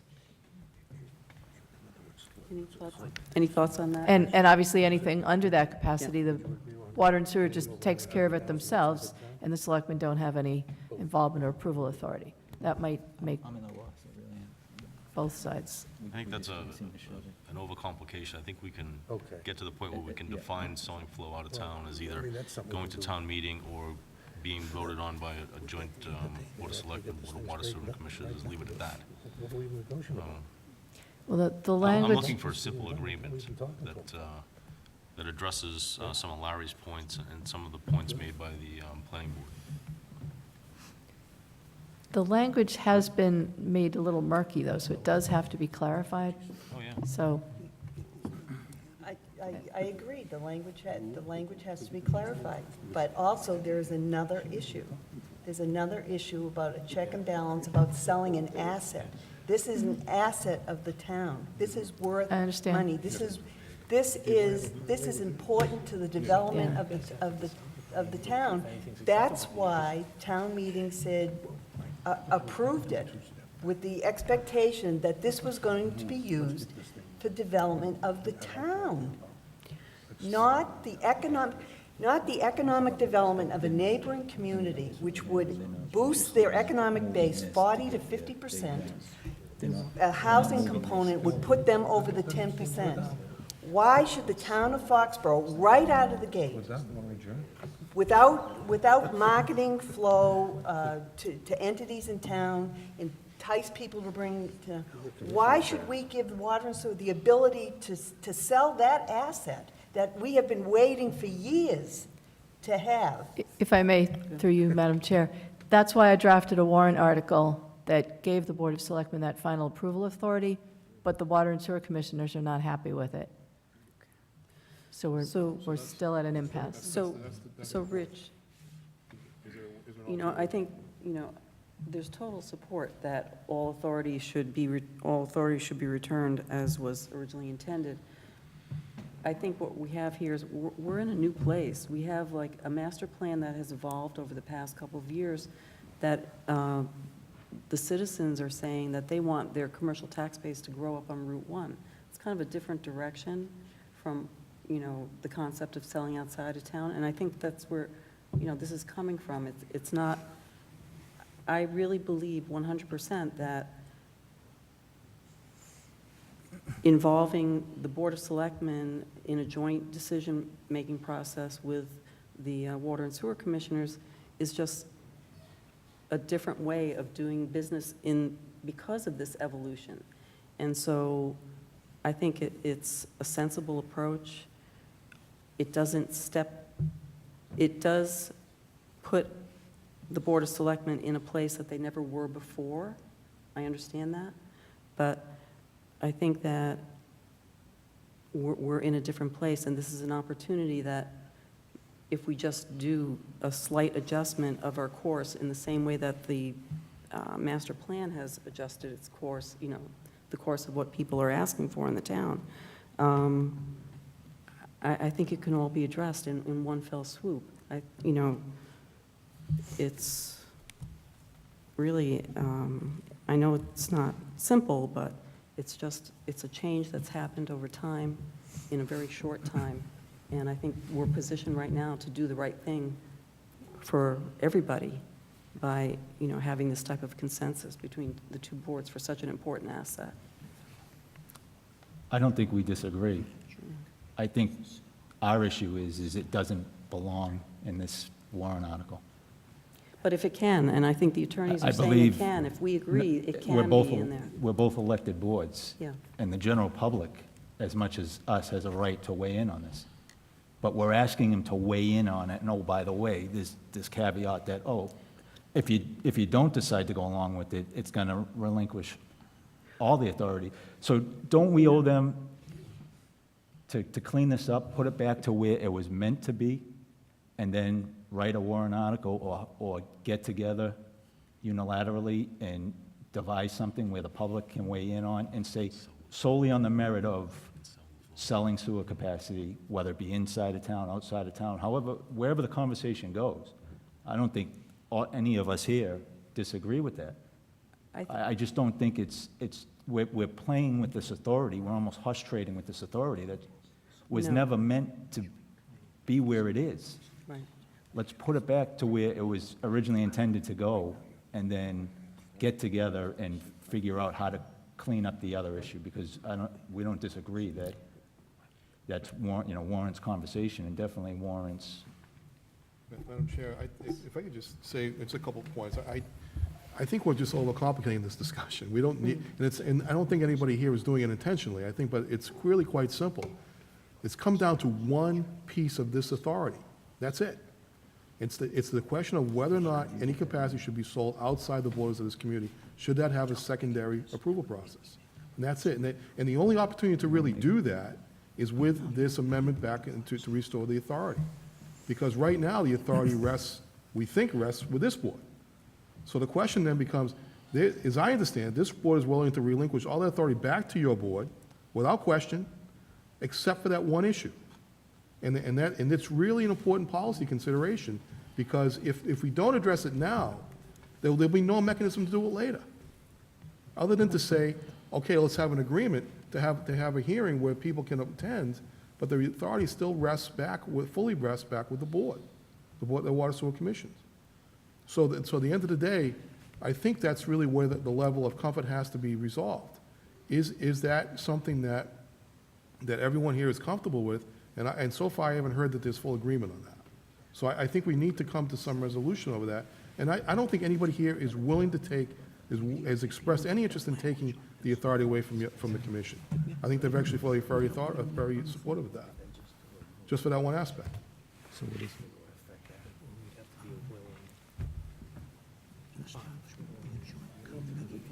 Can I just acknowledge this? Neil Kaiser, 11 Ridge Road. I'm going to wing it right now. Excuse me. A few years back, I support the Water and Sewer Commission. I always have. They always did an excellent job in this town. And they had many, many different awards and everything else. And over the last few years, I got upset with the vote that was taken by the Water and Sewer to relinquish power, and now I'm hearing that they want it back. Maybe I'm wrong in understanding what's going on here. I went to a meeting and I told them they were foolish in doing that. And a few of the gentlemen here tonight were on that committee.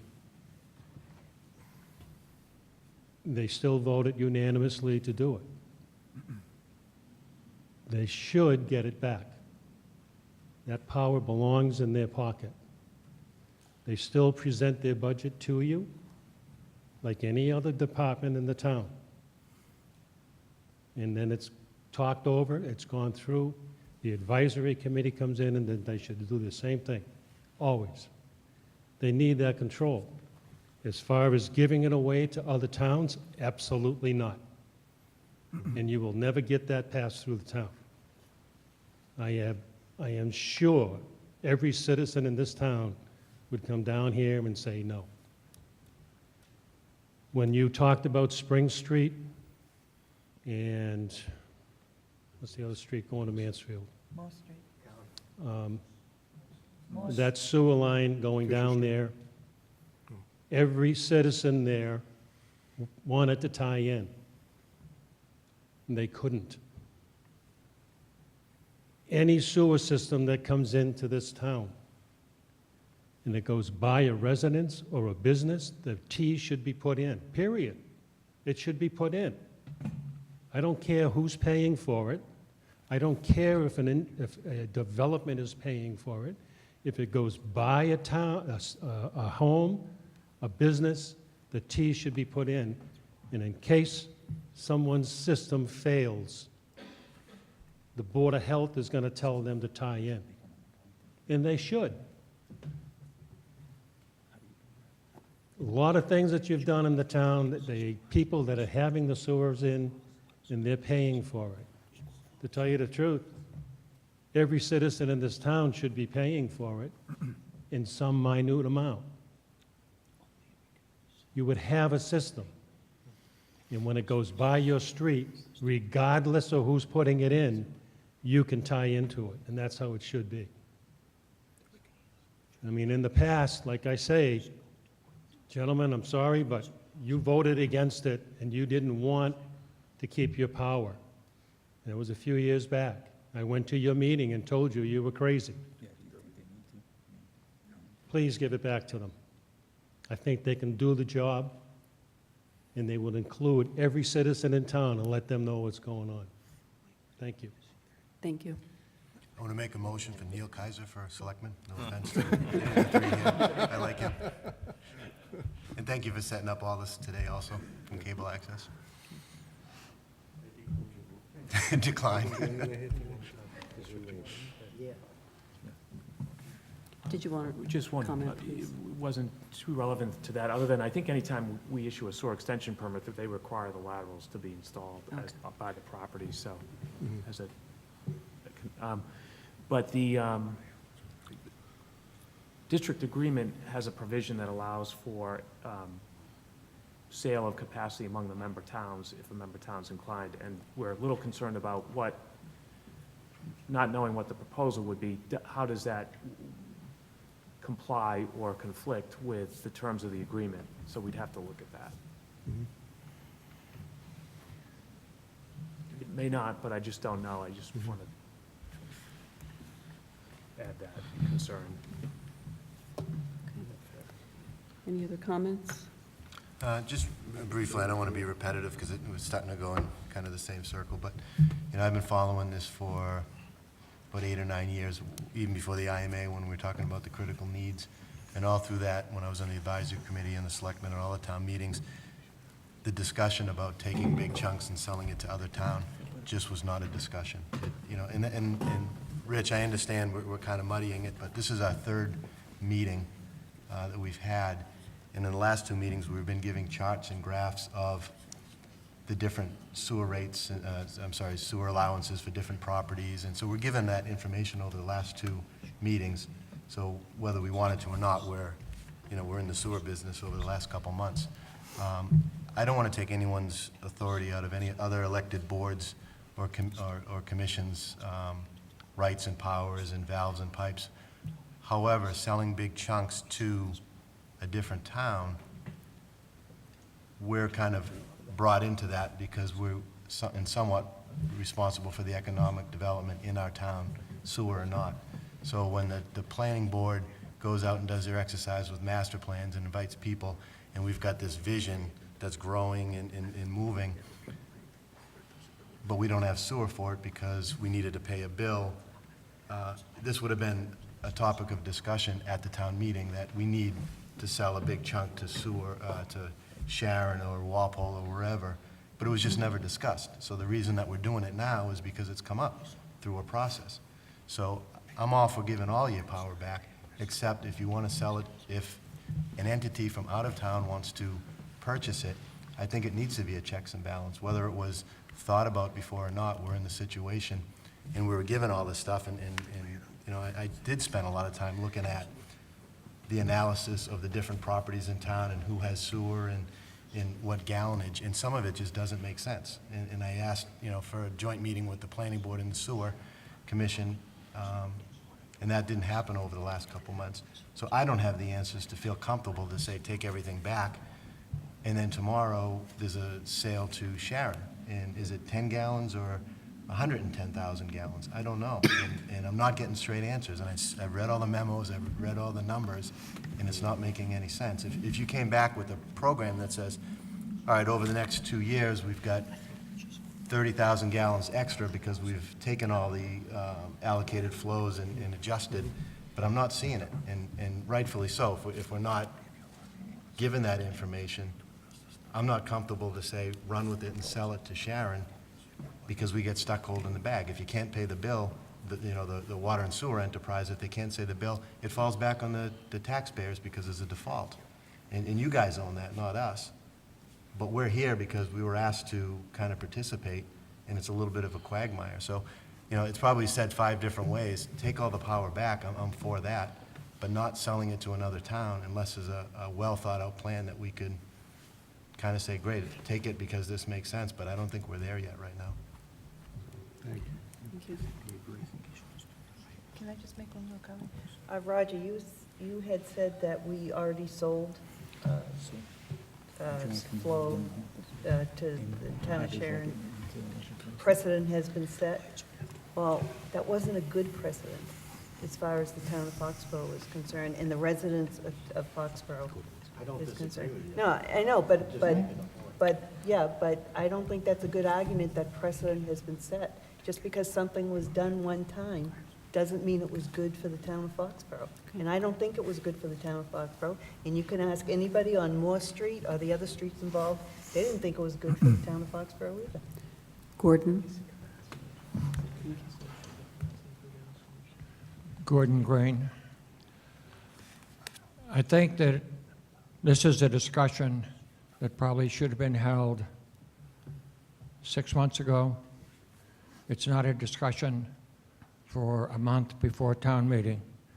It's my opinion that if this article goes to the floor of town meeting, it will be defeated, but it's an article that needs to be addressed. I believe that the town wants to keep the authority for water and sewer, with water and sewer. The only issue that comes up is this going out of town, the vote the town meeting previously had, and I would strongly recommend that you advise, or that water and sewer withdraw the article and hold it until the special town meeting in September and get this thing resolved so we can all go to town meeting in lockstep. Thank you.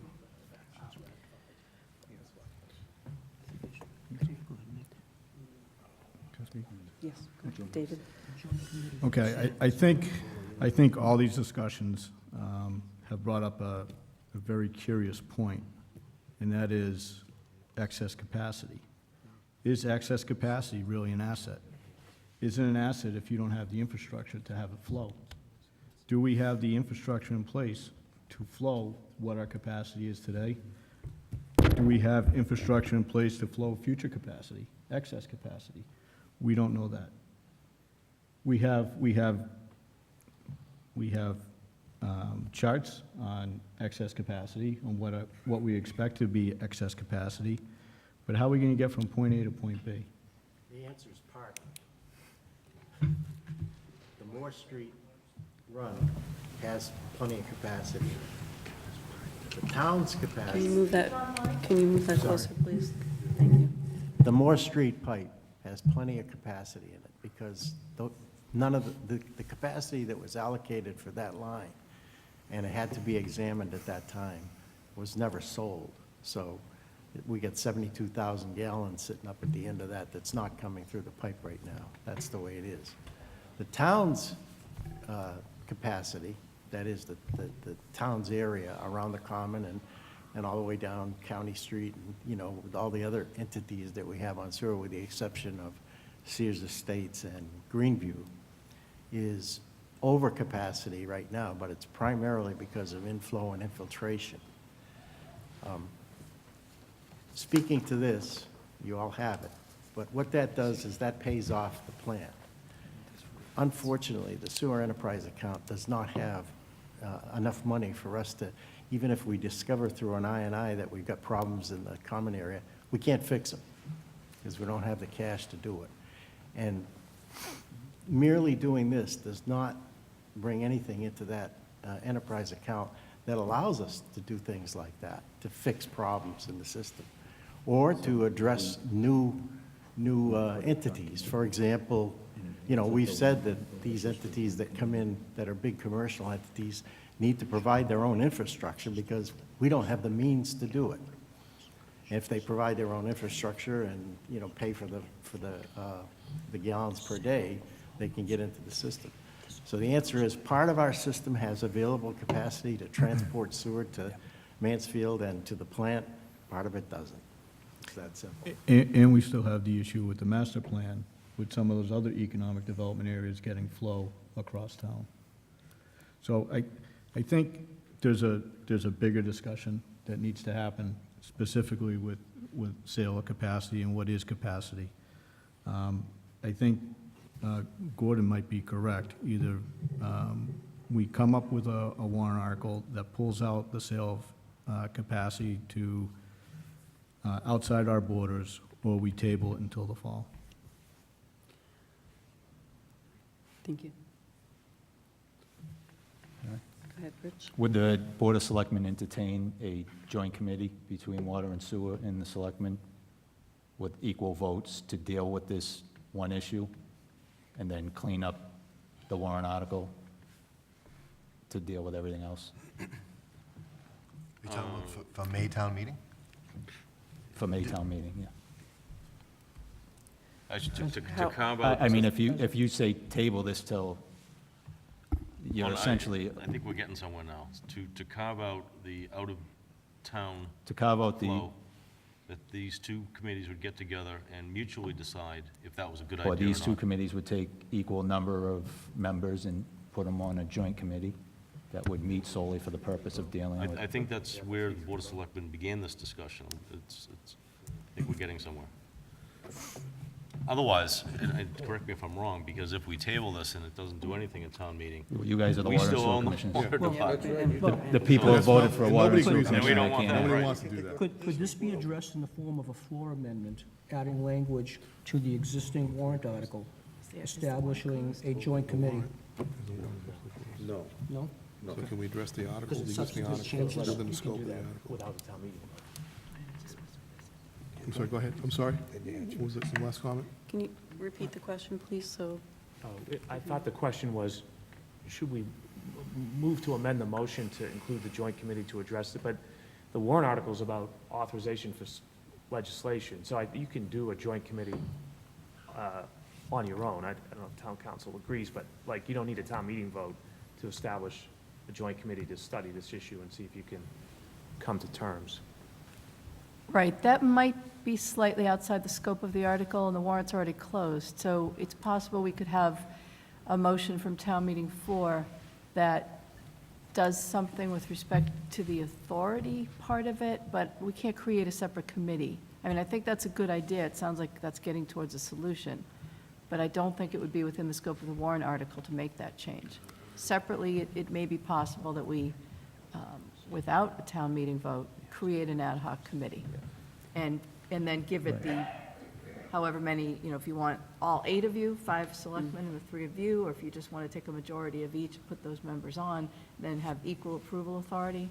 If that's something you all agree on, there's a way we could make that work. Okay, can I just ask a question? The urgency between rushing it and getting it on May versus extending it to have it on the special town meeting. Am I missing something? Is there a contract waiting to be signed that if we wait those extra months? We've been given the opinion that anything we do or act on as Water and Sewer Commission could be in question. So you're essentially. No, I understand that. That's what I'm saying. Are you guys working on something that is going to be in question that can't wait a few months? Anything we vote on, from an abatement to meeting minutes, Okay. essentially could be brought into question, so that's. Okay. Madam Chair, if I could just, I think it's important that you do move forward on the article sooner rather than later for all the things that we just talked about. But I think it's possible, and I'll defer to council on this, that as part of the motion, that what gets said is that the move to approve the authority as stated in the Act of 2010, is that, of 1986? Is that correct, Steve? Yes. And that, with the exception that any sale of capacity outside the borders would be subject to further review by a joint committee. So you're saying, Bill, that you can carve that topic out of that motion? Yeah, because right now, the current authority gives the commission the authority over all sales of capacity. That's the issue. Right, but the powers can go back to the commissioners, but you're just going to carve out that one topic? The one topic. Is that Will possible to do work? that? I don't know. From a legal perspective. Can it be done legally, is the question. The issue, I don't know if I heard exactly what that language would be, but the issue could be that for local approval for legislation, if there's some uncertainty in it, and then we advance that to the legislature, would they accept it as local approval at town meeting? Depends on what your language was. That might make it suspect. If it said it's something to be, a player to be named later, and then we do that in the legislation, council at the House might say, Right. that's not local approval. No, I don't know, that's just, I think what I was suggesting is that the motion at town meeting on the article would be that it be approved, so be so approved, with the exception of any sale of capacity outside the town, sewer capacity outside shall be subject to further review by a special commission. In other words, not adding that to the actual warrant article, but Right, but just as part of the motion. And I think depending on the final language, which I know I gave you a warrant article, we then tweaked it a little bit further. I haven't seen whatever you finally got on the warrant, so depending on what the language is, you can make the motion narrower to be something within the article. And you can't broaden it at all and make something more specific with respect to another committee or whatever the approval authority is going to be. But you can eliminate a small portion of what's in there. Excuse me, you gave the water and sewer a warrant article of your creation? No, I gave it to the selectmen, to the town manager. Did we Right, get- yeah, it was the article. 2 meetings ago. Yeah, it was 2 meetings ago, yeah. You want to hear it, or do you? Yeah. I don't have my glasses, so you can read it. Okay. Hope I can read it myself. It says that to authorize the Board of Selectmen to file with the General Court a petition for special legislation to clarify the executive powers of the town's water and sewer commissioners by amending Chapter 5 of the Acts of 2004 entitled An Act Providing for a Selectman, Town Manager form of government in the town of Foxborough by revising Section 3, Subpart A of said act to read as follows. New text is underlined. And it says, Section 3A, executive powers of the town shall be vested in the Board of Selectmen in the act referred to as the BOS, who shall have all the powers given in the boards of the selectmen by the general laws, except for those executive powers granted to the town manager, and except for those executive powers granted to the town's Board of Water Sewer Commissioners by Chapter 46 of the Acts of 1986, however, provided, however, that all personnel and collective bargaining powers of the Water and Sewer Commissioners shall be vested in the town manager. But there was something more. And provided further, however, that the Board of Selectmen shall have final approval authority over any sale of sewer capacity That was the thing that we talked about at that meeting. to property, and that's the part where we tweaked it a little bit further. Right. So to property outside of the town borders, something Right. to that effect. Correct. So that was the article that I provided, and then my understanding was that only resolved part of it from the perspective of the Water and Sewer Commission, because they Correct. didn't want to give up that. So instead of the Part of word the authority. final, should it be joint? But if this is what you put on the warrant, then that language I gave never Well, it made hasn't, it in? hasn't been No, on. that addendum's not on the warrant. Yeah, this has not been, we haven't actually filed the warrant yet. I mean, it's been shared with everybody, right? Everybody's read it, but this is the article that's in there now. We haven't changed anything. It's been filed as they submitted it. So the question is, can we send can we put together a warrant, a motion that will address this issue? What? Is it possible? Yeah, and the only mechanism to do that is on the floor of town meeting right now. If the moderator declares it within the scope of the article. But I had understood that you were going to include that extra provision that I provided about, with that other exception, that the... Yeah, but that would have to be another motion on the floor of town meeting to include that language. Yeah, and it... Because I don't think it got in under the deadline. Yeah. Yeah, that's Okay. right, yeah. that's Okay, right. so it was corrective for later. All right. Yes. If the moderator says it's within the scope of the article, which in my opinion, it could be considered to be within the scope because it's one exception to the power that you're giving back to them. Right now, the power lies within the selectmen. Whether that was intended or not, that's where it is. And so the purpose of the article was to try to give the power back to the Water and Sewer Commission with those two exceptions, the one that's in there, and then the additional one regarding the sale of capacity outside of town.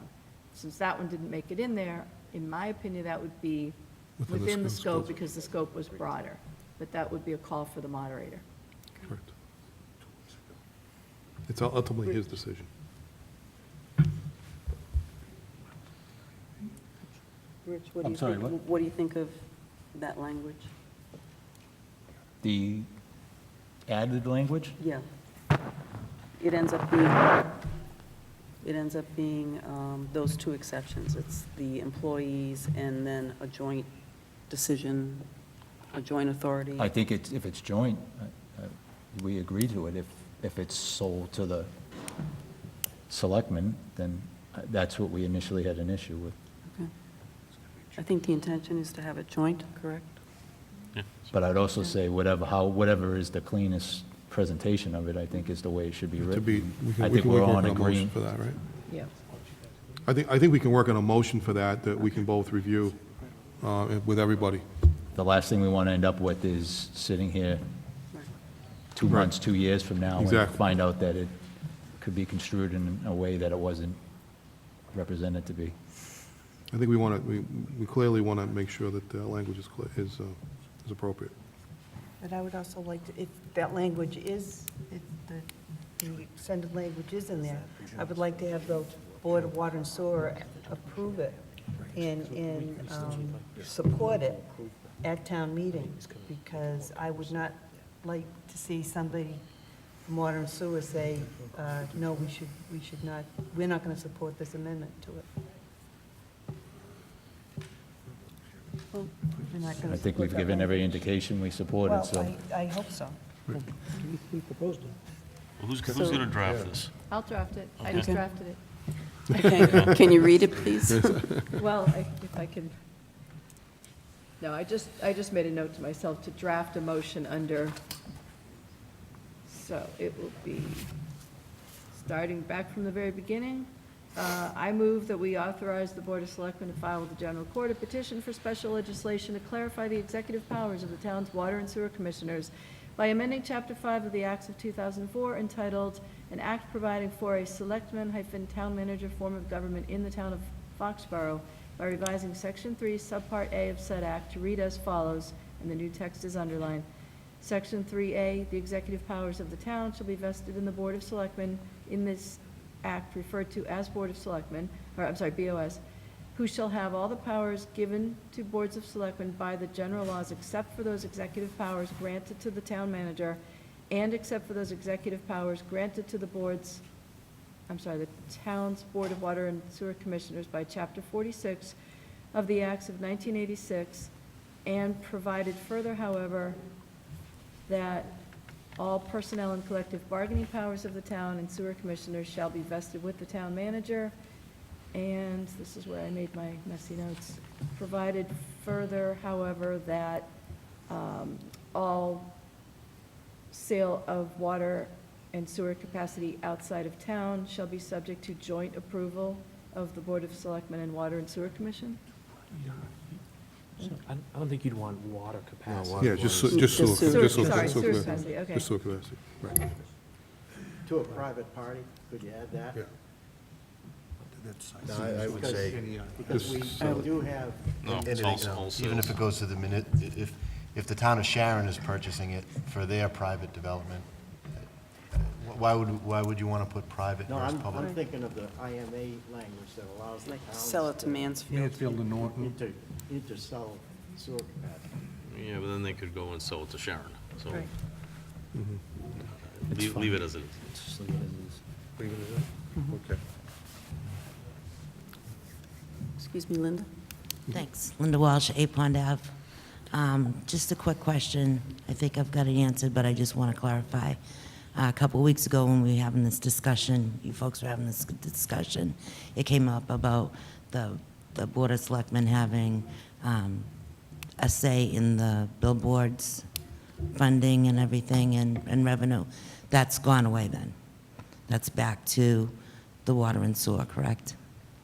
That was always with the Water and Sewer It Commissioners. was always with them. Right, but you had made a comment about, No, I think that, to clarify that, I'd say that we've had some discussions about that possibility, but we have not, it's not rest with this board, though. I've been talking with the Water and Sewer Commission about right, that but issue. Lorraine did make, Your comment, you're referring to my comment about the water tower? yes, Yeah, that's not part of this discussion. right. Yeah. Not part of this discussion, and it won't be part of this article either. No. No. It will all It go will back not. to the water and sewer, correct? It was always with water and Yeah, sewer. it Right. always was, yeah. Jane Vigeant, South High Street. The town council's original amendment to the warrant was all sale of sewer, and then you just added outside of town. So where does that leave us in terms of outside of the sewer district, sales of sewer capacity outside of the sewer district? That remains unchanged. That authority is the same as it always was. All right, so that authority is as, It will go back to the sewer, with this amendment, it will go back to the Water and Sewer Commission. I believe the selectwoman said that at the town meeting, the understanding was that sale outside of the sewer district had to be approved by town meeting. That's correct, that's the same. Still stays. Okay, Right, right. thank you. Tracy? Tracy Vasili, Chair of the Advisory Committee. We are having our last meeting tomorrow, which I know all of you are aware of because I think I've met with you all many times over the past couple of weeks. So we're going to need this wording just from a timing perspective. And, you know, the expectation to vet it and to vote on it in one evening is going to be kind of difficult because we've got a couple of topics we need to discuss tomorrow. So I just wanted to put it out there that we're up against crunch time. We've also got to get things to the paper and the write-ups done. So if you can just be aware of that. I know we're 24 hours away, but we are dealing with some tough timeframes. Understood. Thank you. Thank you. So, Rich, can we come to a consensus here that this is the language we'll bring forward? We'll have it typed and ready for advisory committee tomorrow, and we can all Okay. agree that we support this? Agreed. And somebody will get it over to the moderator, because I think he's got to, He has to he's got to review it process also. before they can Yes. feel Yeah, comfortable. that's true. That's a good thought. Okay. So, Get it do we to- need to, Yeah. Bill, do you think we should take any type of vote on this? I think that there should be a vote on both, from both boards, that they'll support the language as discussed tonight. Okay. The amendment as discussed tonight. All right, John, do you want to make a motion? What article is this exactly? Article 25. Okay, I move that the Board of Selectmen accept Article 25 as recently discussed and as amended. And this is, Article 25 is the executive power of town water and sewer commissioners. Do you have a second? on that? Second. Any discussion? All those in favor? Aye.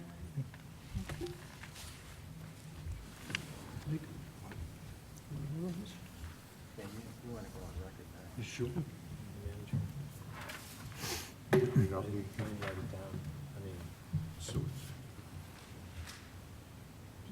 want me to read it? Because I didn't write it. Could we just have it read? Just because I didn't Yes. capture it entirely, and they're trying to read off my notes. Apologize.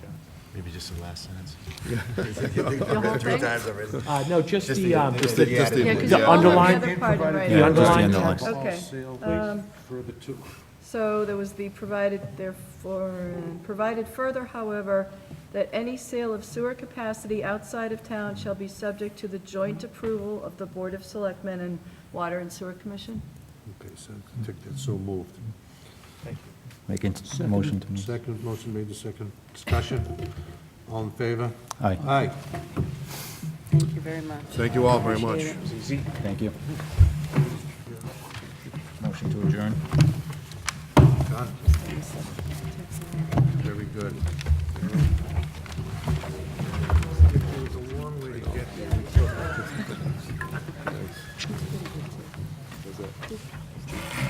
Okay, We get some, we have some action items to finish up. Yeah, I want to think of, no, I don't, the thing is, I don't know if we ever distributed that. I don't remember, because they were opposed to it, First so I don't know if action we ever item. actually moved Yes. forward. That's the First reason action why. item is in regard to It may have the gone into Foxborough tactical. Against We didn't Diabetes get Road into it because Race. They weren't supportive. I move that the Board of Selectmen approve the application for the May 30th, 2015, I think we're gonna 15th Annual Foxborough Against Diabetes Road Race. I'll second that. Well, I think we'll have to. I think Any you will have to discussion? talk to All those in favor? council Aye. to, Aye. Yeah, I'll talk with him about it. I mean, that's- The next is in regard to a donation to the Boyden Library.